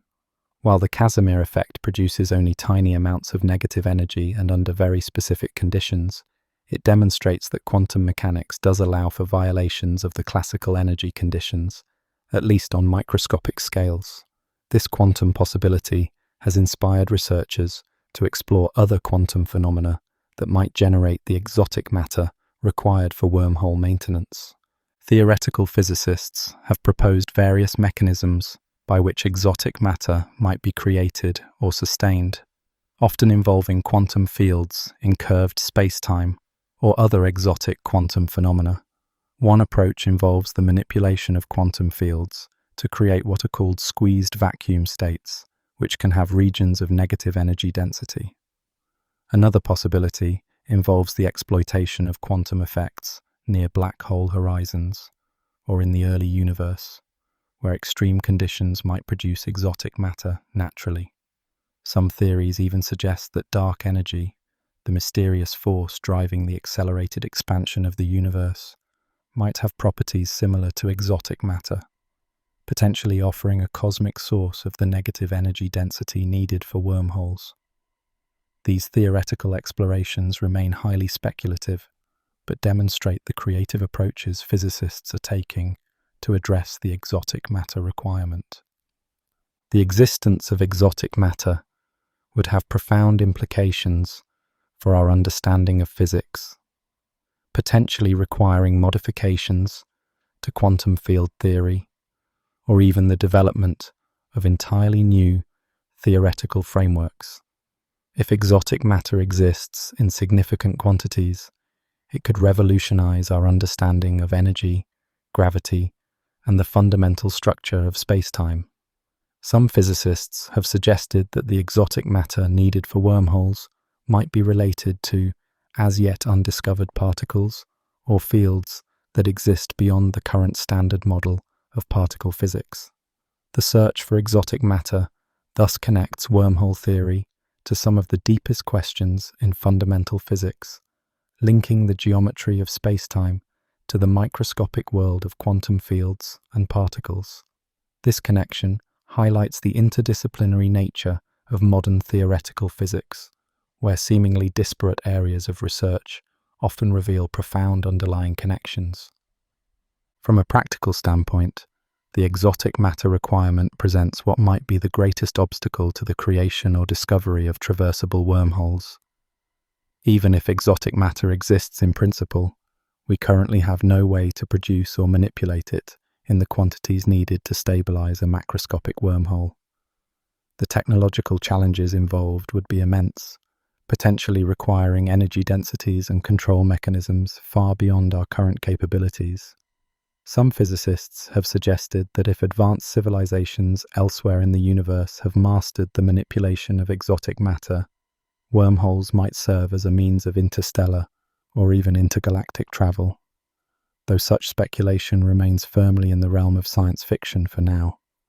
The practical difficulties associated with exotic matter underscore the vast gap between theoretical possibility and technological feasibility in the realm of wormhole physics. The study of exotic matter has led to deeper mathematical insights into the structure of general relativity and the constraints it places on possible spacetime geometries. Physicists have developed various averaged energy conditions that are weaker than the pointwise conditions, but still provide useful constraints on the behavior of matter and energy. These averaged conditions can sometimes be satisfied even when the pointwise conditions are violated, offering potential loopholes that might make wormholes more physically plausible. The mathematical exploration of these energy conditions has enriched our understanding of general relativity and revealed the subtle interplay between geometry, matter, and energy in Einstein's theory. This mathematical rigor has helped establish wormhole physics as a legitimate area of research within theoretical physics, despite its seemingly exotic subject matter. Quantum inequalities represent another important development in the study of exotic matter, placing constraints on the magnitude and duration of negative energy densities in quantum field theory. These inequalities, derived from quantum field theory in curved spacetime, suggest that while negative energy densities are possible, they cannot be arbitrarily large or persist for arbitrarily long periods. The implications of these inequalities for wormhole physics are profound, as they limit the amount of exotic matter that can be available to support a wormhole throat. Some researchers have argued that quantum inequalities might make traversable wormholes impossible, as the constraints they impose would require more exotic matter than could be sustained according to quantum mechanics. Others have suggested ways around these constraints, such as using dynamically changing wormhole geometries or exploiting quantum coherence effects. The debate over quantum inequalities and their implications for wormhole traversability remains an active area of research in theoretical physics. The relationship between exotic matter and wormhole stability represents another crucial aspect of this theoretical challenge. Even if exotic matter with the required properties could be created, the wormhole it supports might still be unstable to perturbations, causing it to collapse before any traversal could occur. The stability of wormholes containing exotic matter depends on the specific distribution of the exotic material and how it responds to disturbances. Some theoretical models suggest that certain configurations of exotic matter might lead to stable wormhole geometries, while others indicate that instabilities would inevitably arise. This stability question adds another layer of complexity to the exotic matter requirement, as not only must the matter have the right properties, but it must also be arranged in precisely the right way to maintain the wormhole structure against collapse. The philosophical implications of exotic matter extend beyond physics to questions about the nature of reality and the limits of human knowledge. The possibility of matter with negative energy density challenges our intuitive understanding of the physical world, where energy is typically associated with motion, heat, and mass, rather than negative quantities. This challenge to intuition raises questions about how we conceptualize the fundamental constituents of reality, and whether our current theories provide an adequate description of the universe. The study of exotic matter thus becomes not only a technical problem in physics, but also a philosophical inquiry into the nature of existence itself. These philosophical dimensions add depth to the scientific investigation of exotic matter, connecting it to broader human questions about meaning, knowledge, and the structure of reality. As we consider the exotic matter requirement for traversable wormholes, we are reminded of the profound connections between different areas of theoretical physics. The study of exotic matter bridges general relativity, quantum field theory, and thermodynamics, revealing deep underlying principles that govern the behavior of matter and energy in the universe. The possibility that exotic matter might exist challenges our classical intuitions about energy and suggests that the quantum world might hold surprises that could fundamentally alter our understanding of spacetime. While the exotic matter requirement remains a significant obstacle to the physical realization of wormholes, it also serves as a catalyst for theoretical exploration, driving research into the foundations of physics and the nature of reality itself. Each investigation into exotic matter brings us closer to understanding whether the cosmic gateways of wormhole theory could ever exist in our universe, pushing the boundaries of what is physically possible while remaining grounded in the established framework of general relativity and quantum theory. In the intricate dance between quantum mechanics and general relativity, quantum effects play a crucial role in the theoretical maintenance of traversable wormholes, offering both potential solutions and new challenges. Quantum field theory, which describes the behavior of particles and fields at the smallest scales, becomes particularly important when considering wormholes, as the extreme curvature of spacetime near a wormhole throat could amplify quantum effects to macroscopic levels. These quantum contributions might help stabilize wormhole geometries that would otherwise collapse under classical physics, potentially providing mechanisms for the exotic matter required for traversability. The interplay between quantum effects and wormhole geometry represents one of the most fascinating frontiers in theoretical physics, where the microscopic world of quantum mechanics directly influences the macroscopic structure of spacetime. Quantum fluctuations in the vacuum state represent one of the most significant quantum effects that could influence wormhole stability and maintenance. According to quantum field theory, the vacuum is not empty, but rather seethes with virtual particles constantly popping in and out of existence, creating fluctuations in energy density that can have measurable effects. In the vicinity of a wormhole throat, where spacetime curvature is extreme, these quantum fluctuations could be amplified, potentially creating regions of negative energy density that might help support the wormhole structure. The Casimir effect, which demonstrates that quantum fluctuations can produce attractive forces between conducting plates in a vacuum, provides experimental evidence for the reality of these quantum vacuum effects and their ability to influence energy density in non-trivial ways. The phenomenon of Hawking radiation, typically associated with black holes, also has implications for wormhole maintenance and stability. In the presence of an event horizon, quantum effects can lead to the emission of radiation from black holes, causing them to gradually lose mass over time. For wormholes, similar quantum effects could lead to particle creation or energy emission that might either stabilize or destabilize the wormhole geometry, depending on the specific conditions. The calculation of these quantum effects in wormhole spacetimes requires sophisticated mathematical techniques from quantum field theory in curved spacetime, which combines the principles of quantum mechanics with the curved geometry described by general relativity. These calculations have revealed that quantum effects can significantly alter the energy conditions around wormholes, potentially providing mechanisms for their maintenance. Semi-classical gravity, which approximates quantum effects in curved spacetime while treating gravity classically, offers a framework for understanding how quantum phenomena might influence wormhole physics. In this approach, the stress-energy tensor includes contributions from quantum fields, which can then be used in Einstein's field equations to determine the resulting spacetime curvature. For wormholes, this means that quantum fields could contribute to the exotic matter needed to keep the wormhole throat open, potentially reducing the amount of classical exotic matter required.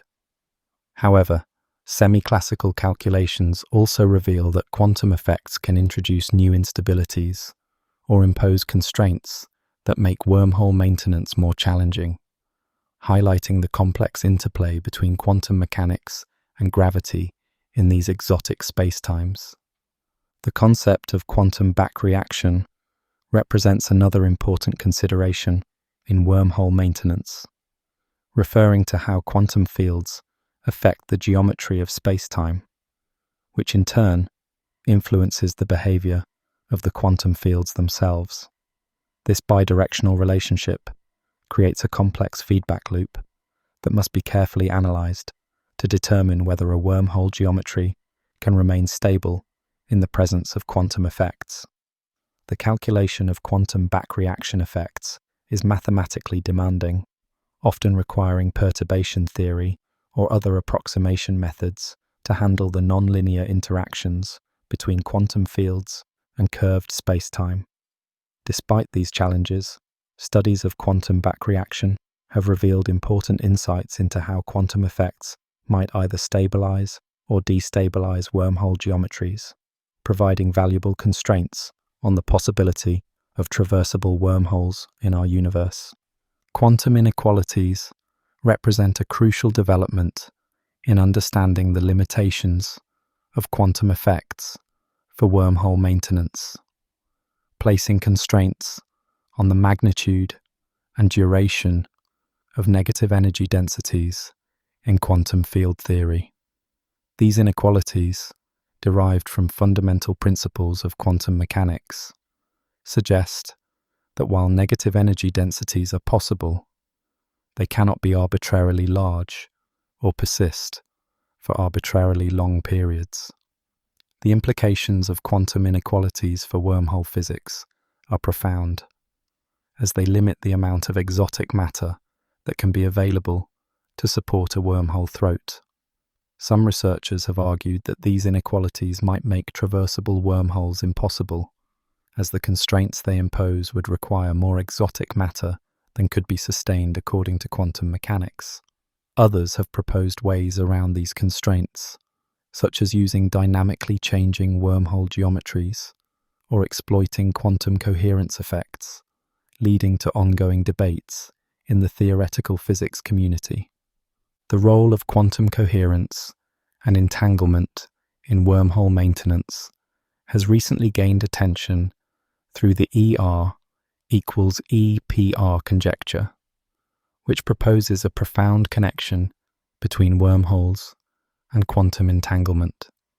This conjecture, suggested by Juan Maldacena and Leonard Susskind, posits that two entangled quantum particles might be connected by a microscopic wormhole, effectively linking the quantum and gravitational realms. If correct, this idea would imply that quantum entanglement could play a fundamental role in maintaining wormhole structures, potentially offering new mechanisms for wormhole stabilization. The exploration of this connection has led to new insights into the relationship between quantum information theory and gravity, suggesting that the principles of quantum mechanics might be intimately related to the geometric structure of space-time itself. This emerging field of research represents one of the most exciting frontiers in theoretical physics, with implications for both wormhole physics and quantum gravity.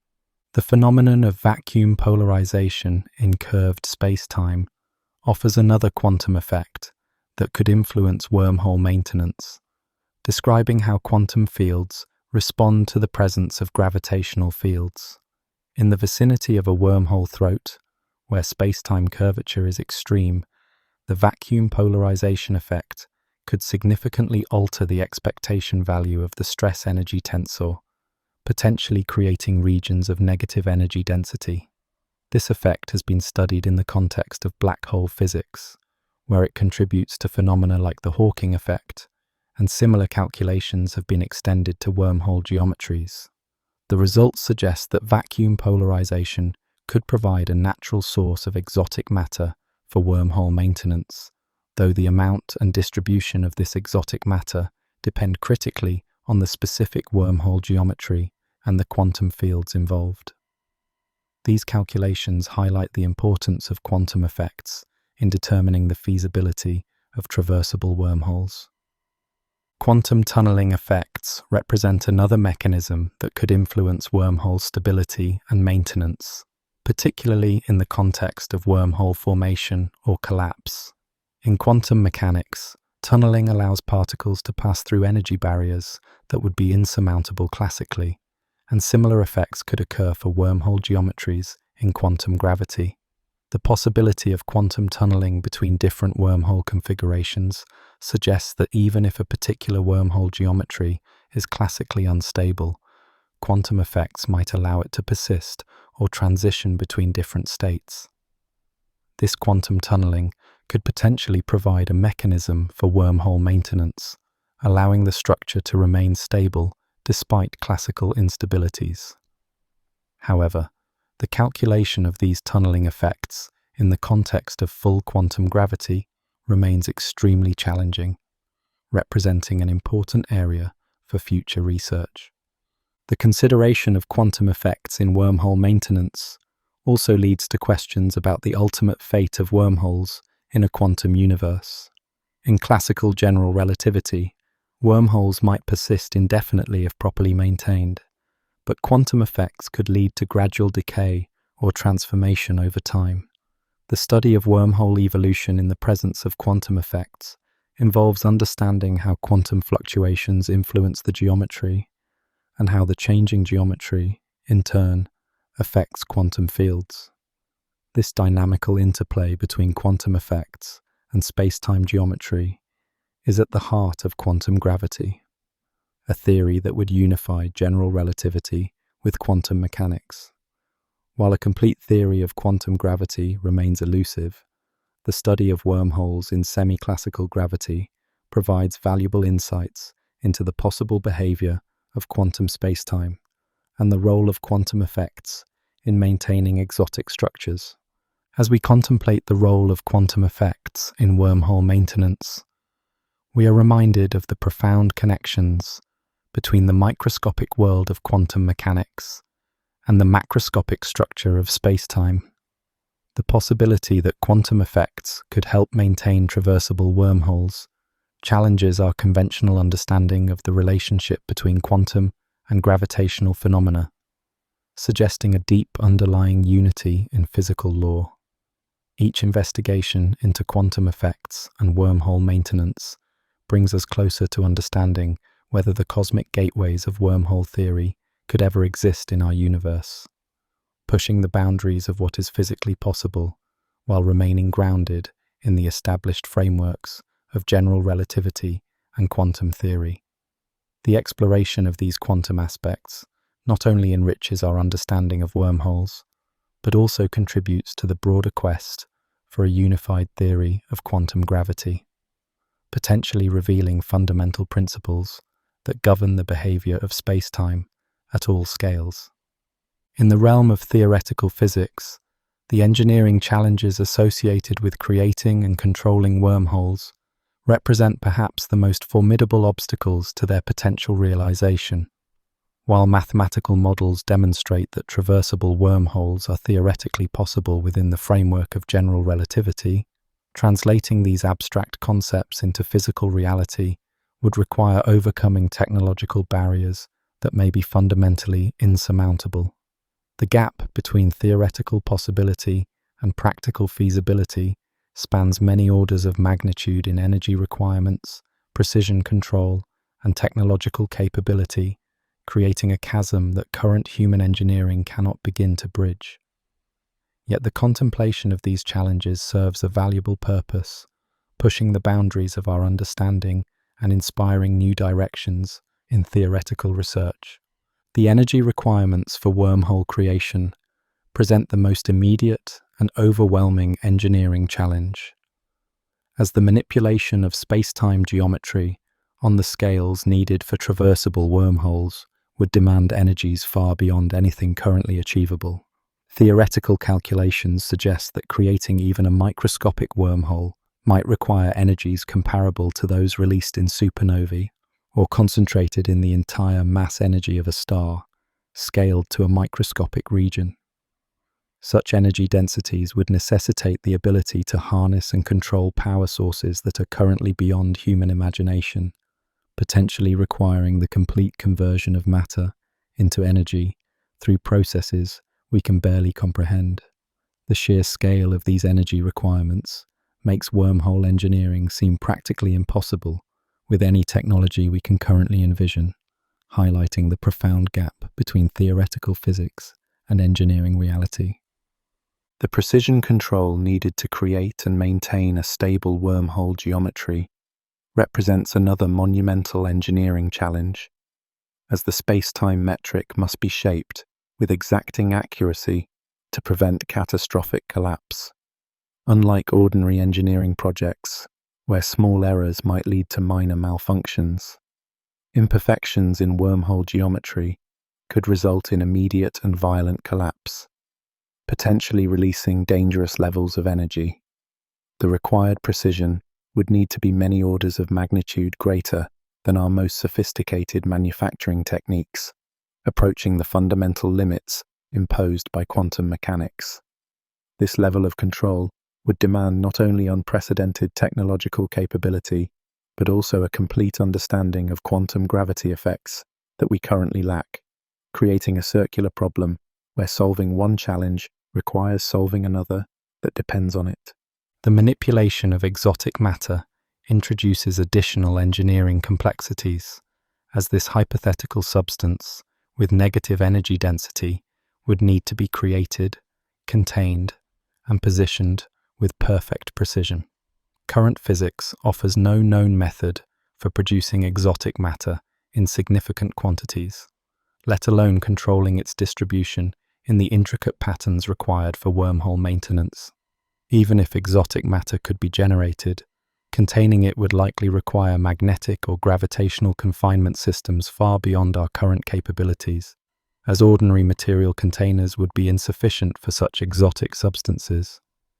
The engineering of exotic matter thus represents not merely a technological challenge, but a fundamental physics problem that would require breakthroughs in our understanding of quantum field theory and the nature of energy itself.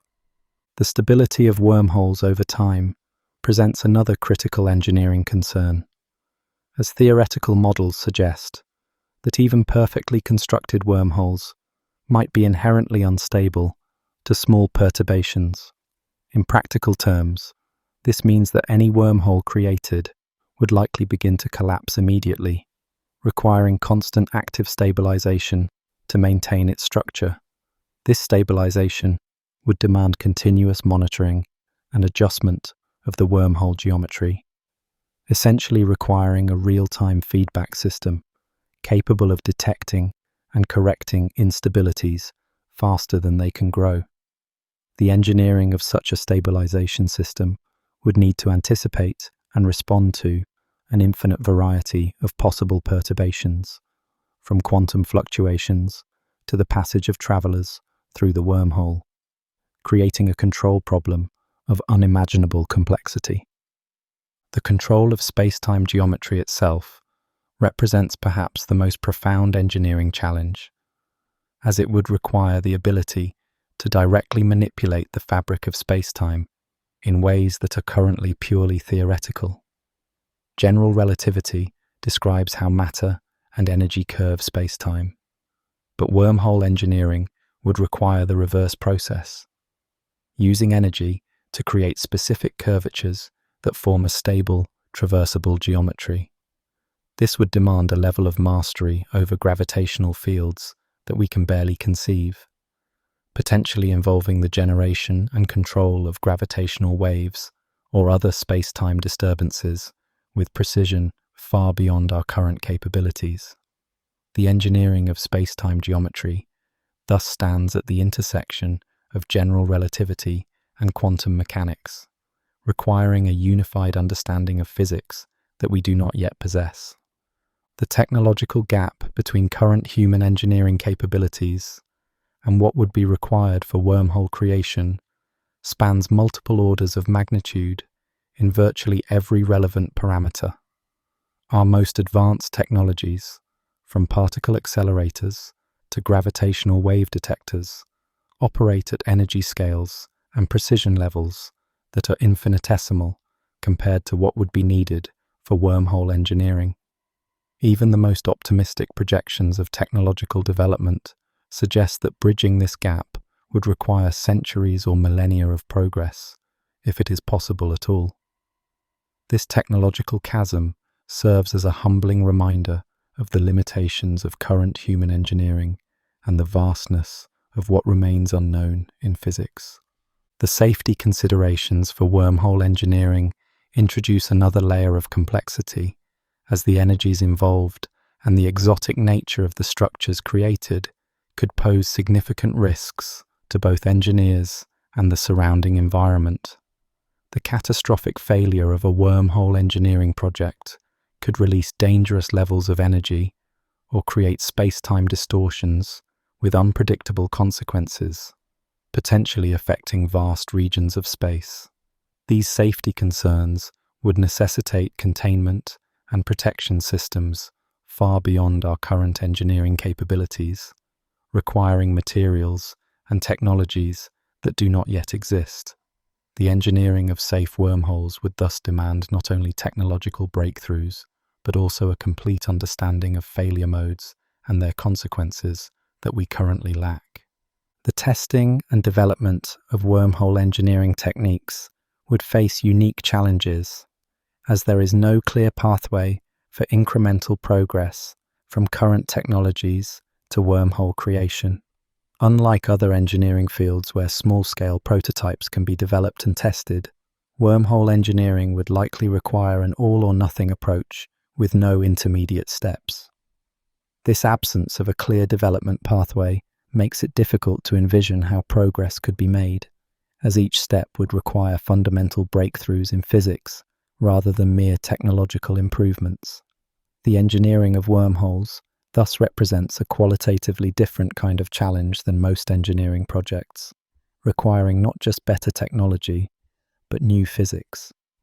The resource requirements for wormhole engineering would be staggering, potentially requiring the dedication of entire planets, or even stellar systems, to energy production and material processing.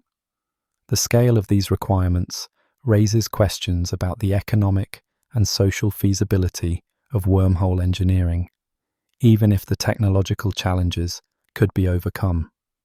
A civilization capable of engineering wormholes would need to harness resources on a scale that dwarfs current human civilization, suggesting that such capabilities might only be achievable by civilizations far more advanced than our own.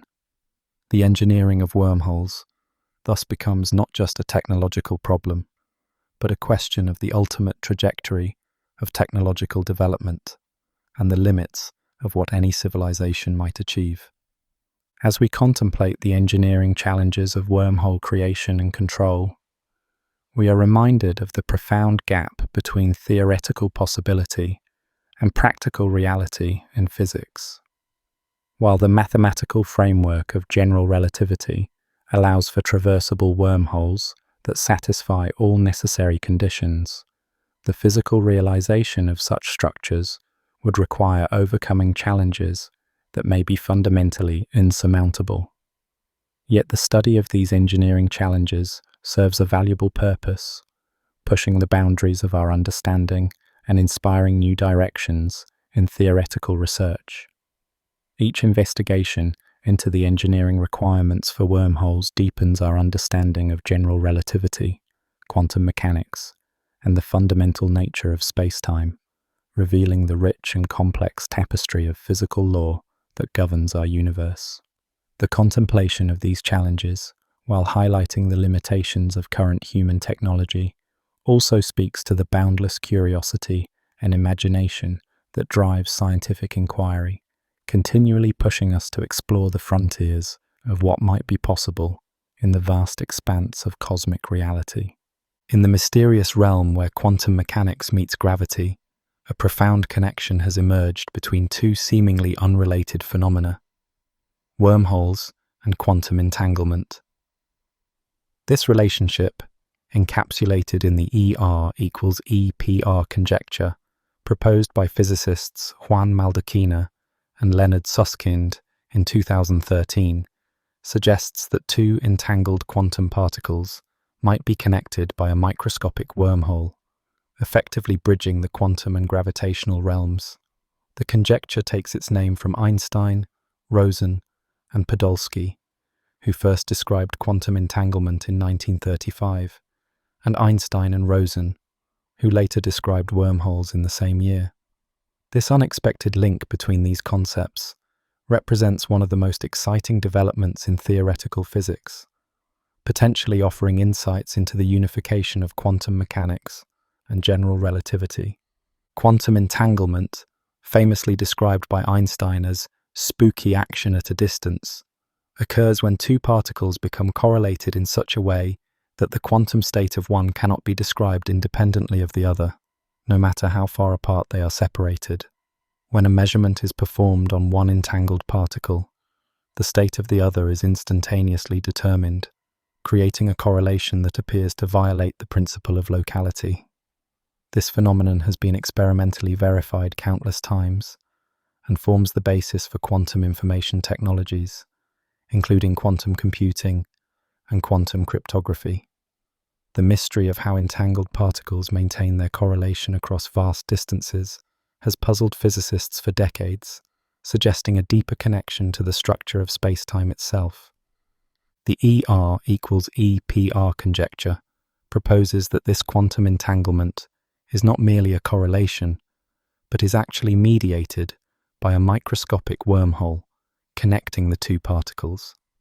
In this view, the entangled particles are not separate entities communicating faster than light, but are rather connected through a bridge in space-time itself, much like 2 points on opposite sides of a wormhole.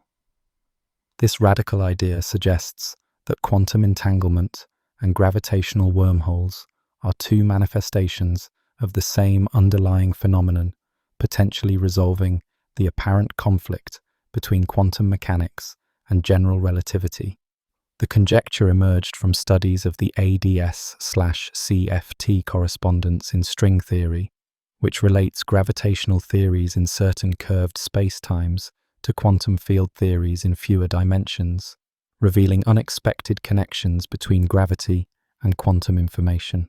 The mathematical formulation of the ER equals EPR conjecture involves sophisticated concepts from both quantum field theory and general relativity, including the geometry of anti-de Sitter space and the representation of quantum states as geometric objects.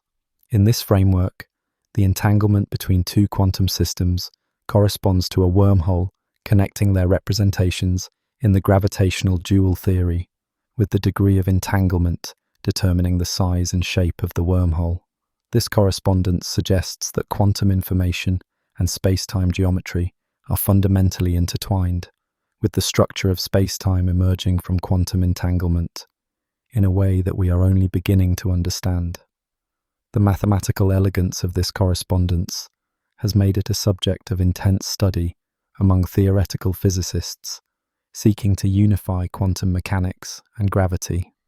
One of the most intriguing aspects of the ER equals EPR conjecture is its implication that space-time itself might be built from quantum entanglement, suggesting that the fabric of reality emerges from quantum correlations.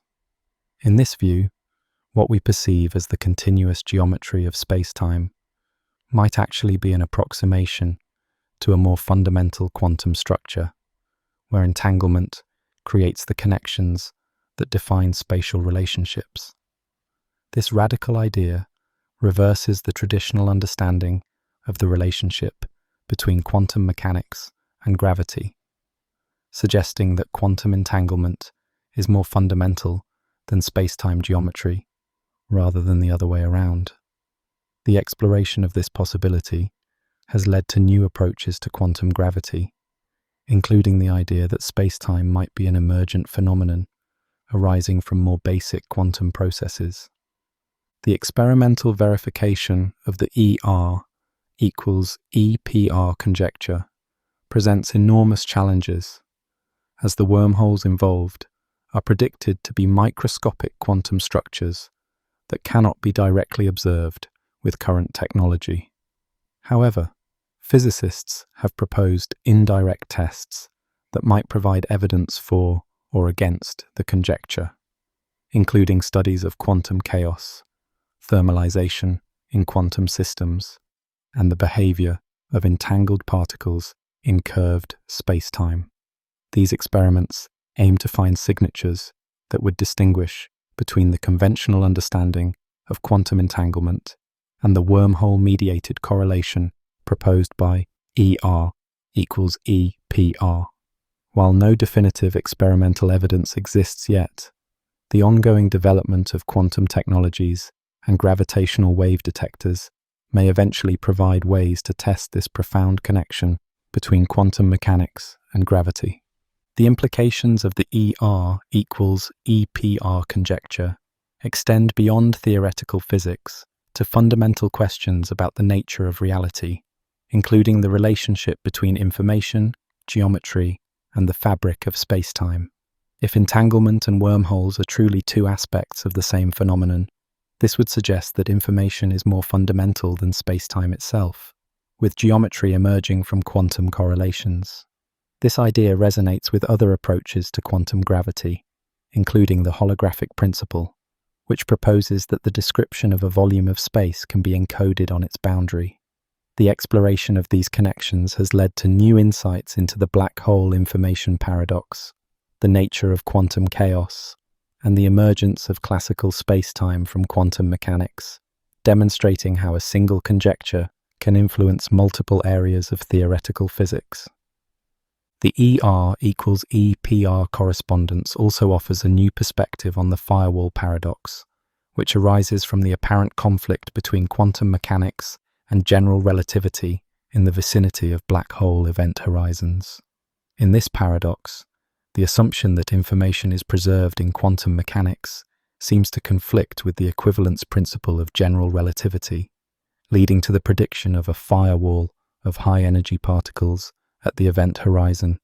The ER equals EPR conjecture suggests a resolution to this paradox by proposing that the entanglement between particles inside and outside the black hole is mediated by a wormhole, preserving both quantum information and the equivalence principle. This resolution represents one of the most significant achievements of the ER equals EPR framework, demonstrating its potential to address long-standing problems in theoretical physics. The mathematical structure of the ER equals EPR correspondence involves sophisticated concepts from quantum information theory, including entanglement entropy, quantum teleportation, and the geometry of quantum states. In this framework, the amount of entanglement between two quantum systems corresponds to the size of the wormhole connecting them, with more entangled systems connected by larger wormholes. This relationship between quantum information and geometric structure provides a concrete mathematical framework for exploring the connection between quantum mechanics and gravity. The development of this framework has led to new techniques for calculating entanglement entropy in quantum field theories and has provided insights into the geometric structure of quantum states, enriching both quantum information theory and general relativity. The ER equals EPR conjecture has also inspired new approaches to understanding the emergence of spacetime in cosmology, suggesting that the large-scale structure of the universe might arise from quantum entanglement in the early universe. In this view, the cosmic microwave background radiation and the distribution of galaxies might contain signatures of the quantum entanglement that gave rise to spacetime geometry.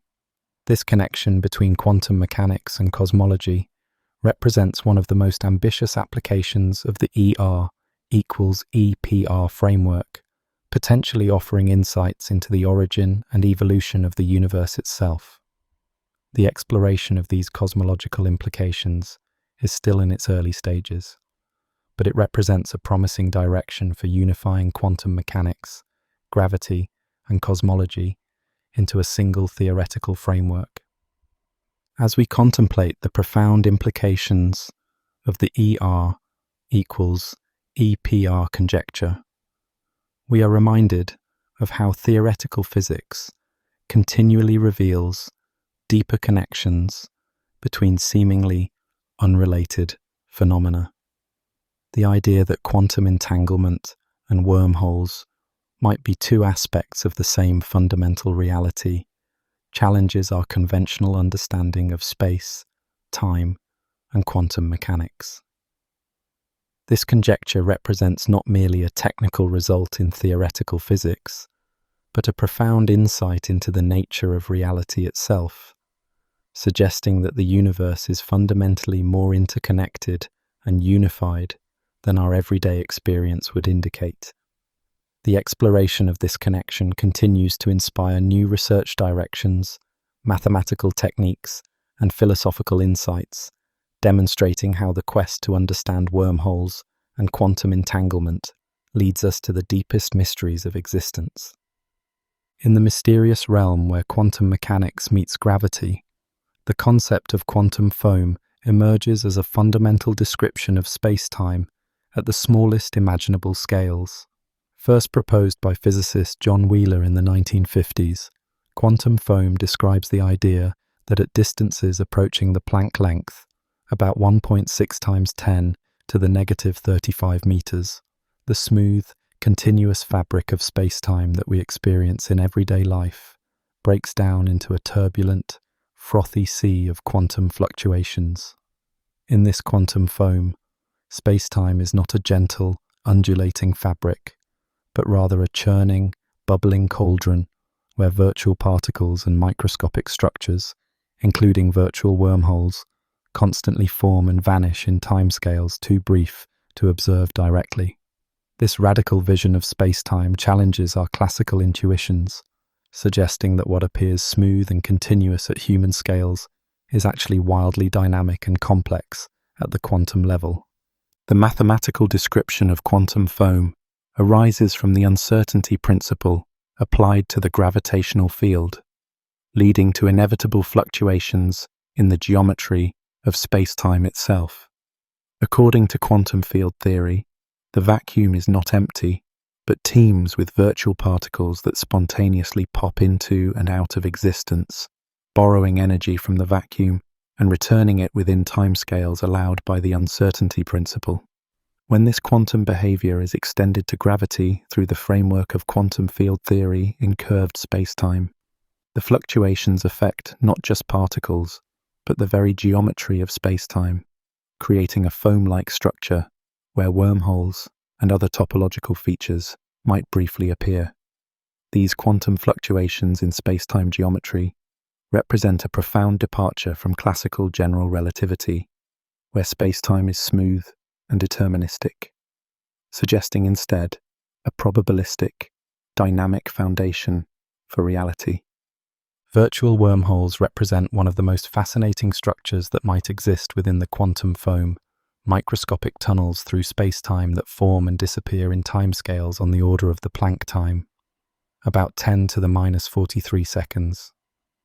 Unlike the macroscopic wormholes discussed in general relativity, these virtual wormholes are not stable structures that could be traversed, but rather fleeting quantum fluctuations that contribute to the overall foam-like nature of spacetime at the smallest scales. Theoretical models suggest that these virtual wormholes might connect otherwise disconnected regions of spacetime at microscopic distances, creating a complex, multiply-connected topology that underlies the apparently smooth spacetime we observe. The existence of such structures, even if only fleetingly, would have profound implications for our understanding of quantum gravity and the fundamental nature of spacetime. The mathematical framework for describing virtual wormholes in quantum foam involves sophisticated techniques from quantum field theory in curved spacetime, combined with concepts from topology and differential geometry. In this framework, the probability amplitude for the formation of a virtual wormhole can be calculated using path integral methods, where all possible spacetime geometries contribute to the quantum evolution of the system. These calculations reveal that virtual wormholes are not merely theoretical curiosities, but emerge naturally from the application of quantum principles to gravitational fields, suggesting they might be an intrinsic feature of quantum spacetime.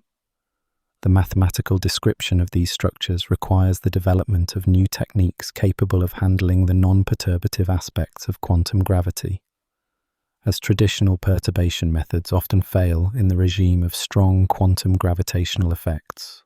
One of the most intriguing aspects of quantum foam and virtual wormholes is their potential connection to the large-scale structure of spacetime that we observe in the universe. Theoretical physicists have proposed that the smooth, classical spacetime of general relativity might emerge from the collective behavior of the quantum foam at larger scales, much like the smooth surface of water emerges from the collective motion of individual molecules. In this view, the quantum foam, with its virtual wormholes and other topological structures, represents the fundamental reality, while the classical spacetime of Einstein's equations is an approximation that holds at scales much larger than the Planck length. This emergence of classical geometry from quantum foam represents one of the deepest challenges in theoretical physics, requiring a complete understanding of how quantum mechanics and gravity combine to produce the world we observe. The presence of virtual wormholes in quantum foam might influence quantum processes in ways that could potentially be detected, though such effects would likely be extremely subtle. Some theoretical models suggest that virtual wormholes could contribute to quantum entanglement between particles, providing a geometric mechanism for the mysterious correlations that characterize entangled states. Other models propose that virtual wormholes might affect the propagation of quantum fields, potentially leading to observable deviations from the predictions of quantum field theory in flat spacetime. These effects, while likely very small, could provide experimental signatures of quantum foam and virtual wormholes, offering a window into the quantum nature of gravity. The search for such effects represents an important frontier in experimental physics, potentially bridging the gap between theoretical models and observable phenomena. The theoretical study of virtual wormholes in quantum foam has led to important insights into the problem of information loss in black holes, one of the most profound puzzles in theoretical physics. In the presence of virtual wormholes, information that falls into a black hole might not be lost forever, but could instead escape through microscopic connections to other regions of spacetime. This mechanism offers a potential resolution to the black hole information paradox, suggesting that quantum gravity effects preserve information in ways not apparent in classical general relativity. The exploration of this possibility has led to new understandings of the relationship between quantum mechanics, gravity, and information, revealing deep connections that continue to inspire theoretical research. The role of virtual wormholes in preserving information highlights their potential significance for the foundations of physics. Quantum foam and virtual wormholes also play a crucial role in various approaches to quantum gravity, including string theory, loop quantum gravity, and other frameworks attempting to unify quantum mechanics with general relativity. In string theory, for example, the quantum foam is described in terms of fundamental strings and branes, whose vibrations give rise to the particles and forces we observe, with virtual wormholes emerging as particular configurations of these fundamental objects. In loop quantum gravity, spacetime itself is quantized into discrete units, and the quantum foam represents the quantum fluctuations of these discrete spacetime elements. These different approaches, while mathematically distinct, all incorporate the concept of quantum foam and virtual wormholes in some form, suggesting that these structures are fundamental to our understanding of quantum gravity. The study of virtual wormholes across different approaches to quantum gravity has helped identify common principles and potential experimental predictions. The experimental detection of quantum foam and virtual wormholes presents enormous challenges due to the extremely small scales involved. But physicists have proposed several ingenious methods that might provide indirect evidence for their existence. One approach involves searching for violations of Lorentz invariance, the principle that the laws of physics are the same for all observers in uniform motion, which could result from the granular structure of quantum foam. Another approach looks for fluctuations in the arrival times of high-energy photons from distant cosmic sources, which might be affected by the foamy nature of spacetime at the Planck scale. While these experiments are at the edge of current technological capabilities, they represent important steps toward testing the predictions of quantum gravity theories. The ongoing development of more sensitive detectors and new experimental techniques continues to push the boundaries of what we can observe, bringing us closer to potentially detecting the quantum nature of spacetime. The concept of virtual wormholes in quantum foam has also inspired new approaches to understanding the origin and evolution of the universe. Some cosmological models propose that the quantum foam in the early universe, with its abundance of virtual wormholes and other topological structures, played a crucial role in the formation of the large-scale structure we observe today. In these models, the rapid expansion of the universe during inflation might have stretched microscopic quantum fluctuations, including virtual wormholes, to cosmic scales, seeding the formation of galaxies and other cosmic structures. This connection between the quantum foam of the early universe and the cosmos we observe today represents one of the most ambitious applications of virtual wormhole theory, potentially offering insights into the origin and evolution of the universe itself. The exploration of these cosmological implications continues to inspire new research directions in theoretical physics and cosmology. As we contemplate the concept of quantum foam and virtual wormholes, we are reminded of how far our understanding of the universe has evolved, from the classical spacetime of Einstein to the quantum foam of modern theoretical physics. The idea that spacetime itself might be frothy and turbulent at the smallest scales, with virtual wormholes constantly forming and vanishing, challenges our most basic intuitions about the nature of reality.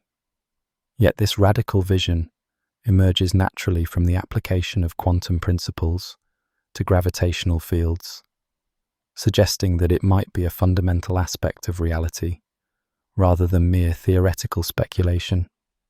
The study of quantum foam and virtual wormholes thus represents not only a technical investigation in theoretical physics, but also a profound exploration of the nature of spacetime and the quantum foundations of our universe. Each theoretical development in this area brings us closer to understanding whether the cosmic tapestry is indeed woven from these quantum threads, connecting the microscopic world of quantum mechanics to the macroscopic universe we observe. In the quest to unify quantum mechanics with general relativity, string theory and its successor M-theory have emerged as some of the most promising frameworks, offering new perspectives on the nature of spacetime and the possibility of wormholes. String theory proposes that the fundamental constituents of reality are not point particles, but tiny vibrating strings of energy, with different vibrational modes corresponding to different particles and forces. In this framework, spacetime itself is not a fixed background, but an emergent property arising from the collective behavior of these strings, creating a radically different conception of reality from either classical or quantum field theory. Within this revolutionary approach, wormholes take on new meanings and possibilities, potentially representing fundamental structures rather than mere geometric curiosities. The mathematical structure of string theory inherently incorporates higher dimensions, typically requiring 10 or 11 space-time dimensions for consistency, with the extra dimensions compactified to scales too small to observe directly. In this multidimensional context, wormholes can take forms that would be impossible in four-dimensional spacetime, including configurations where the extra dimensions play crucial roles in the wormhole's structure and stability. The compactification of these extra dimensions can create complex topological structures that might naturally include wormhole-like connections between different regions of spacetime. These higher dimensional wormholes represent a significant departure from the four-dimensional wormholes of general relativity, offering new possibilities for their formation and maintenance that might avoid some of the pathological features of classical wormholes. One of the most fascinating developments in string theory has been the discovery of the ADS/CFT correspondence, a duality between gravitational theories in anti-de Sitter space and conformal field theories on its boundary. This correspondence has revealed profound connections between wormholes and quantum entanglement, suggesting that entangled quantum states in the boundary theory correspond to wormhole geometries in the bulk gravitational theory.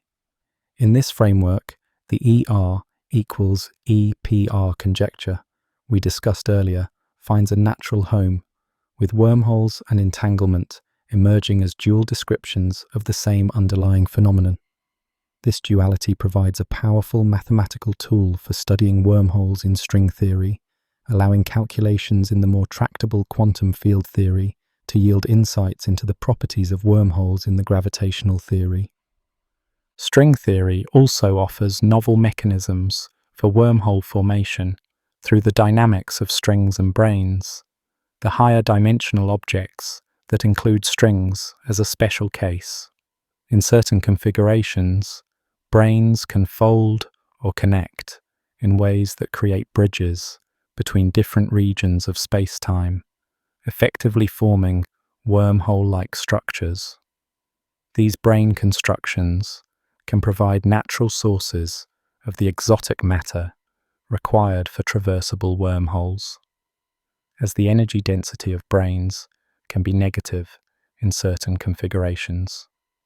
The study of brane dynamics has revealed a rich variety of possible wormhole geometries in string theory, many of which avoid the pathologies of classical wormholes and might even be stable under certain conditions. These brane-mediated wormholes represent one of the most promising avenues for finding physically reasonable wormhole solutions in a unified theory of quantum gravity. The concept of wormholes in string theory is closely related to the idea of space-time foam, the quantum fluctuations of space-time geometry at the Planck scale. In string theory, this foam-like structure emerges naturally from the quantum behavior of strings, with virtual strings constantly forming and annihilating in ways that create temporary connections between different regions of spacetime. These virtual string configurations can be interpreted as microscopic wormholes that contribute to the quantum foam, providing a string-theoretic realization of Wheeler's original concept. The mathematical description of these virtual wormholes involves sophisticated techniques from string perturbation theory and non-perturbative methods like D-brane constructions, revealing their properties and potential observational signatures.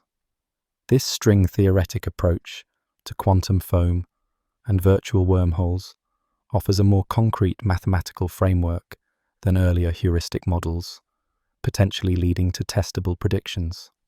M-theory, which unifies the various string theories into a single framework, introduces additional elements that enrich our understanding of wormholes, including M2 branes and M5 branes that exist in 11 dimensions. In this extended framework, wormholes can take even more complex forms, with the extra dimensions allowing for novel topological configurations that might resolve some of the stability issues plaguing four-dimensional wormholes. The study of M-theory wormholes has revealed connections to other advanced concepts in theoretical physics, including black hole microstates and the microscopic structure of spacetime. These connections suggest that wormholes in M-theory might play a fundamental role in the quantum description of spacetime, potentially offering insights into the nature of black hole entropy and the information paradox. The exploration of these M-theoretic wormholes represents one of the frontiers of current research in theoretical physics. String theory also provides new perspectives on the exotic matter requirement for traversable wormholes, suggesting mechanisms by which negative energy densities might arise naturally from string dynamics. In certain string configurations, the Casimir effect or other quantum phenomena can produce regions of negative energy density that could support a wormhole throat without violating fundamental physical principles. These string-theoretic mechanisms for exotic matter are particularly compelling because they emerge from a consistent quantum theory of gravity, rather than being artificially imposed as in classical wormhole models. The study of these mechanisms has led to a deeper understanding of the energy conditions in quantum field theory and their implications for wormhole traversability, potentially resolving some of the long-standing objections to the physical plausibility of wormholes. The mathematical techniques developed in string theory for handling wormholes and related structures have found applications beyond theoretical physics, influencing fields ranging from quantum information theory to condensed matter physics. The ADS/CFT correspondence, in particular, has provided powerful new tools for studying strongly coupled quantum systems by mapping them to more tractable gravitational theories. These techniques have been applied to problems in quantum chromodynamics, superconductivity, and even quantum computing, demonstrating the unexpected practical value of seemingly abstract research on wormholes in string theory. The cross-pollination of ideas between string theory and other fields has enriched all areas involved, creating new approaches to old problems and inspiring innovative theoretical developments. This broader impact of string-theoretic wormhole research highlights the value of fundamental theoretical physics in advancing scientific understanding across multiple disciplines.